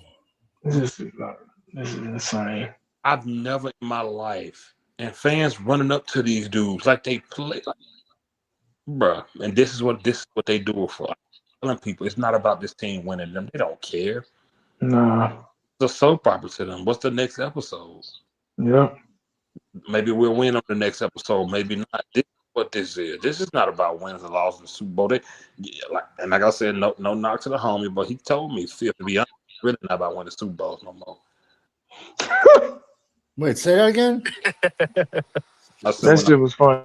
When the homie told me, like, Fifth, to be honest with you, it's not about winning Super Bowls no more. I'm like, huh? Oh, okay, I remember that. Yeah. Like, this one we get? So why even watch the game then? Even a freaking, because he followed that with, well, Fifth, can we just at least get a good team to win 10, 11 games? I'm like, man, that's what it's about? Yep. That's what it's about. Go watch the Canadian League. They were on last night. I was watching it. We had we had a couple players from Canada. Tyrone Crawford, Jack Crawford. Mm-hmm. Yeah. Remember they moved Tyrone Crawford to defense and he was garbage at this. Oh, T. Crawford. He got a $60 million contract. Who else in the NFL would have gave him a $60 million? Man, nobody would have gave him a job, man. Right. There's a clip of him getting knocked the fuck out outside the bar. Fifth knows exactly what it is. I'm laughing too. So do I. But yo, Savage, the thing that's crazy is, I mean, someone would have given it to him, but just because, I mean, dude, Daniel Jones made $100 million. So, I mean, nowadays these quarterbacks aren't getting paid off of wins. You got Daniel Jones, Tua, Herbert. These cats are all making plus $200 million each. So it's, I don't know, man. He's a douche, Nate, dog. He's a piece of crap. I'm telling y'all that dude ain't finished y'all thinking. He's a piece of crap. He only wants sympathy when he loses. He only wants you to bring up what he's personally going through when he's losing, and fans fall right for it. When he's winning, they don't bring that up. But as soon as he loses, as soon as he loses, a lot. He lost it. Y'all do something. Because he's the only fucking person in the world that goes through shit. Yeah. Right, exactly. Yeah. That's why when that how did they I don't word on my channel. I know what you're talking about. That's why I know who you're talking about. That's why when that fool was on here, the one that like to be on the playground with kids. And he The gonna say, master's degree, motherfucker. this dude has been through so much. He lost this, he lost it. Bruh, please, man. Please. There's guys who lose children and come to the game and cry their eyes out and still play. Mm-hmm. Yeah, there was a San Francisco player who lost his fucking infant daughter and was playing. Literally, man. That contract just made no sense, man. It wasn't for football, bro. It was not for football reasons. I promise you, it was not. And even not being for football, I mean, that y'all heard me say it 1,000 times. I say it again. That Green Bay game changed me as a fan. Mm-hmm. I couldn't You was believe hyped that year too, though. You was hyped that year. that whole season. You and I went at it. Took off that, man. What year was that? 23? 23. I can't believe he let Jordan Love come here and outplay him like that in his house. In his house, we had home. Yep. What? Yeah. If you go back to the live stream, that's the night before the game, I said I got a bad feeling about tomorrow. Oh yeah, I remember. Yeah. Even me and Corner were arguing with Fifth. I'm like, we were both like, yo, man, Dak's played a great season, but playoff Dak's a different cat, man. And I'm worried about him. I knew that part, but I just thought Jordan Love gonna come here and outplay you, bro. Is it rookie? He's a rookie, right? Basically, yes. It was the second season, but he sat behind Aaron. Okay. But I mean, he sat behind Aaron Rodgers for full rookie season, so it was essentially Right. Against that Green Bay defense, you were throwing picks against that defense, and they were the youngest team in the NFL. The youngest team in the NFL. I mentioned that on the live. I said Dak finna school these young boys. Shit. I said Dak. Shit. Oh man. Because the fan base was old. Well, look at Dak's numbers. He played great. Fooled you. Exactly against right. the backups in the fourth quarter with 8 minutes left. Yeah, That's when Dak's at his best. That's when Dak's at his best. Well, see, dude, that game tore me apart. I couldn't believe Prescott played. That man went out there and said, "I'm gonna get fined." Mm-hmm. What was the score on that game? I can't remember. 45-34. No, it was like 48-34 something, but it No, was 48. like, You're right. But it was like with like 7 minutes in the game, it was 48-16. So the game was blouses at halftime. Green Bay had that as I do. Yeah, game was curtains at halftime. There was no coming back. Oh, it was already. Yeah, we was already kind of starting. Yeah. That game was curtains the first drive. Green Bay drive. 8 minutes. I remember going live to that first drive of the tournament. First drive. That first drive right there. I knew that first drive. I knew it. After that first drive, Corner texted me and said, "It was done." And then the sad part about the offense gave the ball back to the team. Oh, did? Mm-hmm. Yep, sure did. Corner helped them out. Drive and said, "Well, bro, that's the game." Yep. Literally. That's it. It's a wrap. Well, hey guys, I'm headed out. All right, bro. All right, brother. I'll see you tomorrow. Let's see what these boys not gonna do. Right. Peace out, y'all. All right, bro. Take it easy, man. The game there really, like, I already knew who Dak was, but that game right there, I was like, man, it'll never happen. Yeah. It'll never happen. You get to home field. Mm-hmm. That didn't matter. Big Mike out there coaching like crazy. Yeah. Big Mike done got you 12 wins 3 years straight, man. You go out there and throw man, I couldn't believe it, man. That one hurt though, y'all. I ain't gonna lie to y'all. Yeah, that game, I remember I was off Dak's train before, to be honest. The first 49er game I was off when he didn't know the rule. But I was super disheartened in that game. I was super disheartened in that Packer game. But it was just, I don't know, man. I thought he would prove us wrong. That's the year. Yeah. That's the year I thought, because I think we were all kind of iffy about Dak and about to jump off that train, if not already. I think we were all kind of hoping that he would prove us wrong, but he didn't. So here we are. And like I said, another reason I was hyped. Look what him and CD did in the regular season. Right. Yeah. That year, the CD tore it up, but then again, yeah, he did. season. Yeah, like 1,500 yards or something, right? He broke Michael Irvin's record.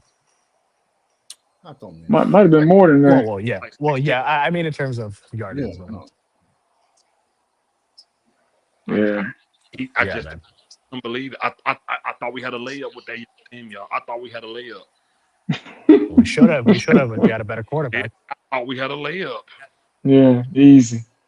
If we had a better quarterback, we would have been. I couldn't believe. 2022. I couldn't believe you thought we were playing that Giants defense that had Jackrabbit on it. yeah. Yep. Remember they had the Jackrabbit, they had JPP, all them boys over there. Yeah. Oh yeah. Corner don't like that. Corner said $200 million defense worth of crap. He ain't like Corner said the defense overrated. Savage, I saw Twitter, man. I thought about you. A guy put on Twitter. He said Jerry Rice overrated him. Wait, say that again. I put on Twitter the other day that Jerry Rice was overrated, and I thought about you. No, I'm not going to say he's overrated. You know what I'm trying to say? It's just, everyone has preferences. That's all. It's a bit disrespectful to call I him thought he was overrated. faster than that, though. No, well, listen. Speed and the wide receiver position is the most overrated aspect of being a wide receiver. Is speed. Mm-hmm. If that was the case, even the people that don't win the gold, the silver, and the bronze, the guys that go 4 through 15 be playing in the NFL if it was just about speed. So it's not, but Yeah. Irvin was a 4.7 guy. Irvin wasn't no speedster. Wow. 4.6, 4.7. Yeah, he wasn't that fast either. Wow, man. Mm-hmm. Yeah, how excited I was for that 93 San Fran game. It's like the sun had a different glow that day. Yeah. Man, what a time, y'all. I wish man. Yeah. Gas was a Skip school to go to them parades, man. Yeah. Yeah, it must have been fun, man. I just can imagine. I haven't watched no preseason, like no training camp. I'm so detached. I just I don't haven't care. either. There's no point for what. Yeah, Man, I haven't either. Watch. 80 used to be on it. 80 used to watch the Man, videos. Yeah, I about- remember. man. I used to really, really be, man. I used to go all out. I Yeah. remember that. Used to go all out. Because I would take my little break. I would take my little break during the summer. Mm-hmm. And I'd make my last video at the end of that season when we got knocked out or whatever. And then I would take my little break. And then you wouldn't see me until training camp. Yep. Yeah. Mhm. You wouldn't see me until training camp, preseason is, And I was thinking of creative things to do Yeah. in my truck, trying to, figure out what I was going to do and how I was going to approach the season. And man, talk about the new draft picks, how impactful they've been in training camp. I just don't. I've never been this disengaged, bro. I don't care. Yeah. I don't even care. Like I'm gonna watch a little bit tomorrow, but I'm just not gonna be like, oh, I'm not even excited about football season, and I love football. I'm excited. I used to be like this about basketball. Right. I love basketball, man. Dog, I always had an edge over football. Football was always my number one, but basketball was right there, bro. Yeah. It was right there, man. When basketball season started, I was on it. And the game just changed, man. Everybody started shooting threes and shit, and it's not the same. I'm in my life changed, man. Like I got a lot more responsibilities now. And, my son, he's in football now. I'm taking him to football practice. He's going to start having games. I'm really afraid that I'm gonna really get disengaged from all this shit, man. Ooh. Like I'm dead serious. I'm like even YouTube. I haven't made a YouTube video in a long time, in months, dog. Yeah. It's been a minute since you've made a video. Yeah, I'm really scared that I'm gonna be just like my dad. My dad don't even watch football. He doesn't even watch football anymore, man. And he was affiliated with the Cowboys. That's no. And the team, but it's not my fault, guys. Not at all. It's not my fault. It's their fault. Mm-hmm. It's the Dallas Cowboy fault. It's the just the whole organization. It's their fault, guys. So I don't want nobody mad at me. Oh, you're not true. You're not loyal. It's not my fault, man. Yo, I gotta ask the same question, bro. It's bullshit, bro. These are people that just don't know their ass from their elbow about football. Are you really a Cowboy fan? Don't even fucking Man, start please. that shit, bro. Don't even start that, man. Yo, like my father passed in 2024, and he used to say before that, it's not even enjoyable. It's not even enjoyable watching Dallas play. Like what is last 20 years, it was like 25 years. It's crazy, man. I mean, my dad, I remember because he immigrated from India into the country when we was winning the Super Bowl. And so I was born into it just because of that. And he's excited about football and all that stuff. And I'm just like, to be honest, it's like, I mean, for me, I'm like, I used to get so hyped and it would ruin my days when we would lose games. So, I mean, you know what I mean? Like back in even the Packer game that Fifth is talking about, I remember clearly I was stupid pissed that day. And but honestly, when last year, I was just like, fuck this. And I just was like, I didn't even join half of probably 80% of the shows I didn't join when we were playing the games. I didn't watch 80% of the games. I didn't give two shits. And honestly, I was happier. That's the sad part, man. Yeah. You know what I mean? like yes. No, straight up. That's sad, man. You know what I mean? I was straight up happy. God. My mental health was better. I was happy. I was like, I mean, granted, I was also shooting my film, whatever. But I'm just like, I just didn't. It used to bother me when I would miss games and I would be like, fucking hauling my ass back to watch it and stuff. And I was like, I didn't care. I was like, okay, whatever. It is what it is. Move on. See, It's disappointing, bro. It's disappointing, bro. My doctor told me, the last doctor's appointment I had, he said, man, all your levels look good. Your A1C levels look good. Your blood sugar, man, your heart, everything had checked out. Plus, everything was good.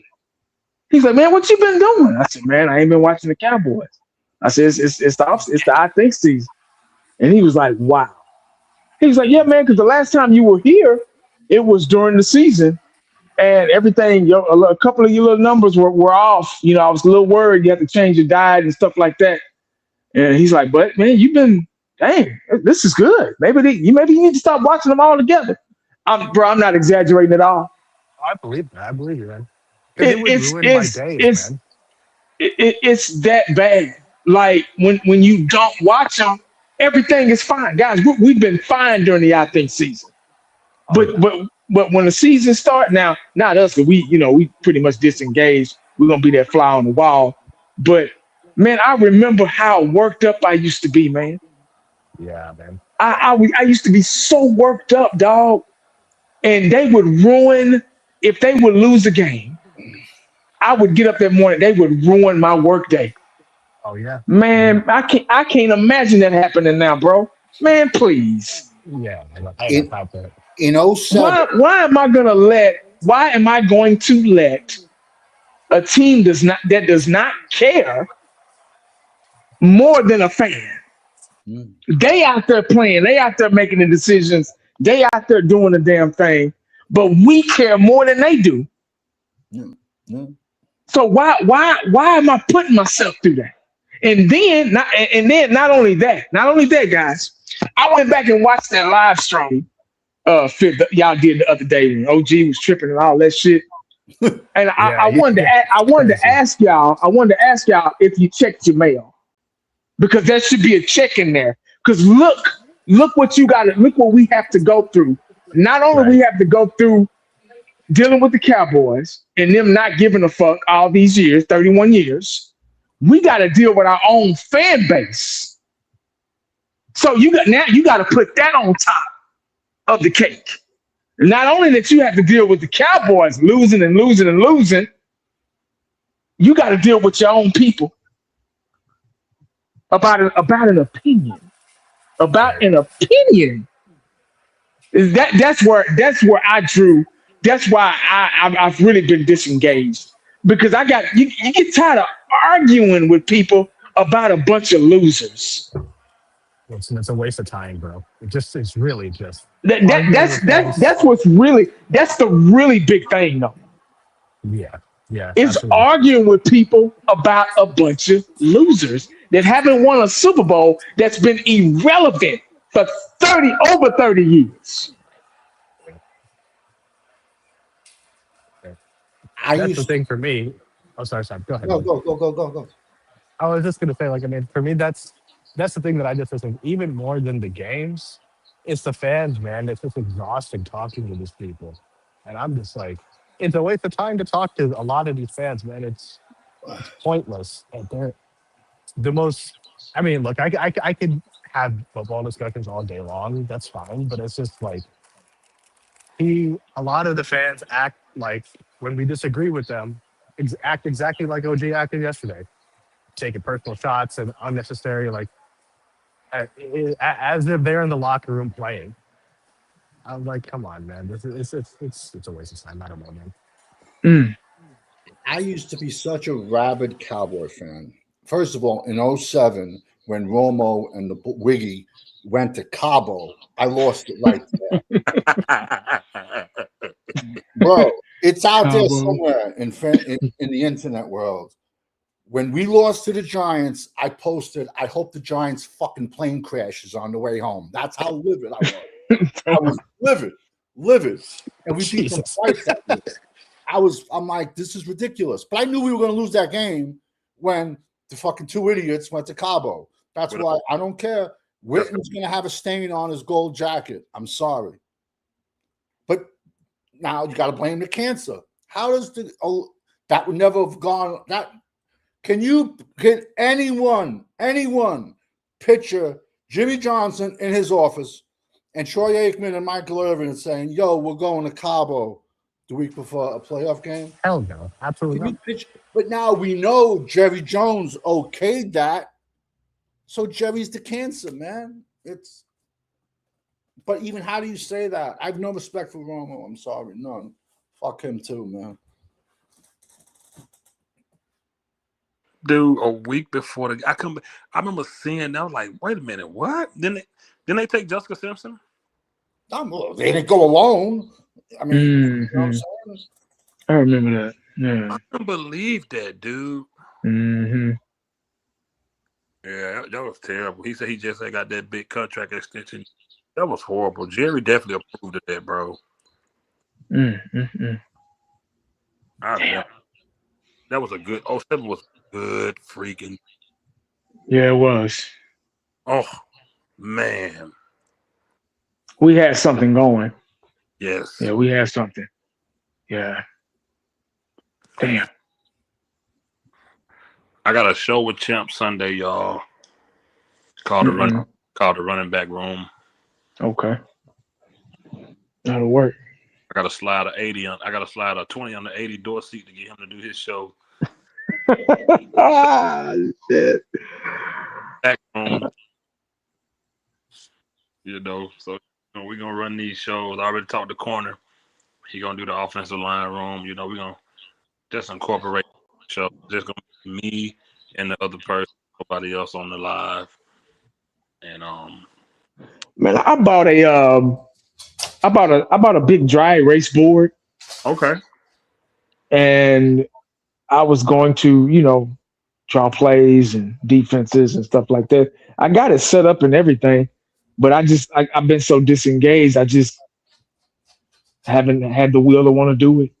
Oh, wow. But maybe during the season, yeah, when we're live during the games, or maybe after the game, we can we start breaking down stuff and seeing why the hell is going on. I can kind of draw it out for you, give you a better understanding on what. Oh, absolutely. Yeah. See, now what I would do is I had that idea, but I bought a smaller one. Mm-hmm. I would do is when you got the content creators that think they know the whole stuff, I would draw stuff up and say, now what is this? What's that? Mm-hmm. You're gonna see a blunt, you're gonna see a look like this. Explain to me what this is. What is this? Since you know everything, Mm-hmm. you're gonna hear silence. Yeah, that's Like, what I was gonna do. So this is just stuff I do for us, you know, for the people that watch. You know, I do it for all that, man. Because to be honest with y'all, when we be we'll pay attention to a few players, but we be on there foolish kicking it, man. You know, we don't be taking it serious when they be on we be on live and they be losing. That's why the fans be mad at us. They be like, y'all on here laughing, y'all ain't true fan. What y'all laughing at? Like, man, you better get a grip, brother. They don't know you. Them boys can lose this game 50-0 and still catch $100,000 per check money. While we got, yep. well, you better get a grip. Yeah. You better get a grip.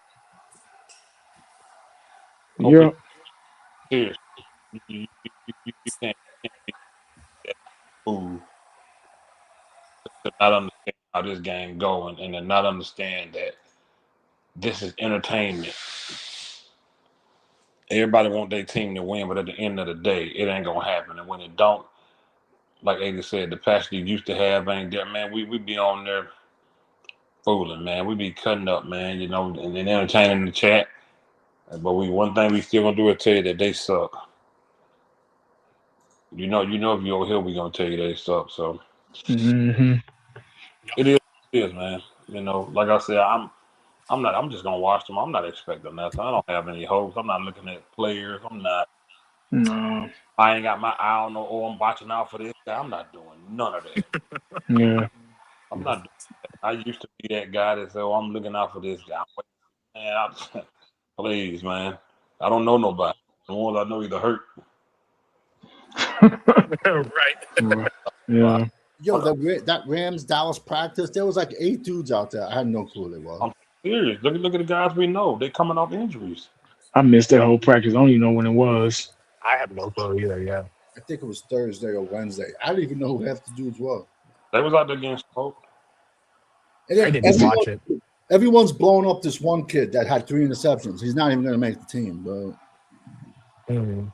Yeah, school started for us this week, so it's been really hectic. I've been having to go to talk to coaches, and like I say, my son's playing football and stuff like that. I had to get his cleats and get his uniform sizing and all that crap, man. So it's been real busy. I ain't got a chance to do nothing Cowboy related. Yeah, that's not exactly that I want to, but just yeah. It's been the same thing for me, man. I mean, I got reshoots for my movie in a month and then, or like 2 weeks actually. And I just closed a real estate deal. So, I mean, like you said, I'm leaving out of the country in September to do a TV show later. Happy as fucking I could be, man. It ain't worth it to get over this team. This is not. Yeah. But so man, we gonna I'm gonna go live tomorrow during the game. Y'all show Okay. the chat. Y'all know what we doing, man. We back to it again. Another losing season loading. Gonna be here for it, man. Just to entertain y'all and have fun. I do it just to talk to my bros, man. Seriously. But I appreciate y'all coming on. 80 Savage, Shan. I'm gonna get up out of here, man. No. All right, bro. All right, y'all take it easy, man. All right, peace out. You too, man. Everybody in the live show tomorrow. We're gonna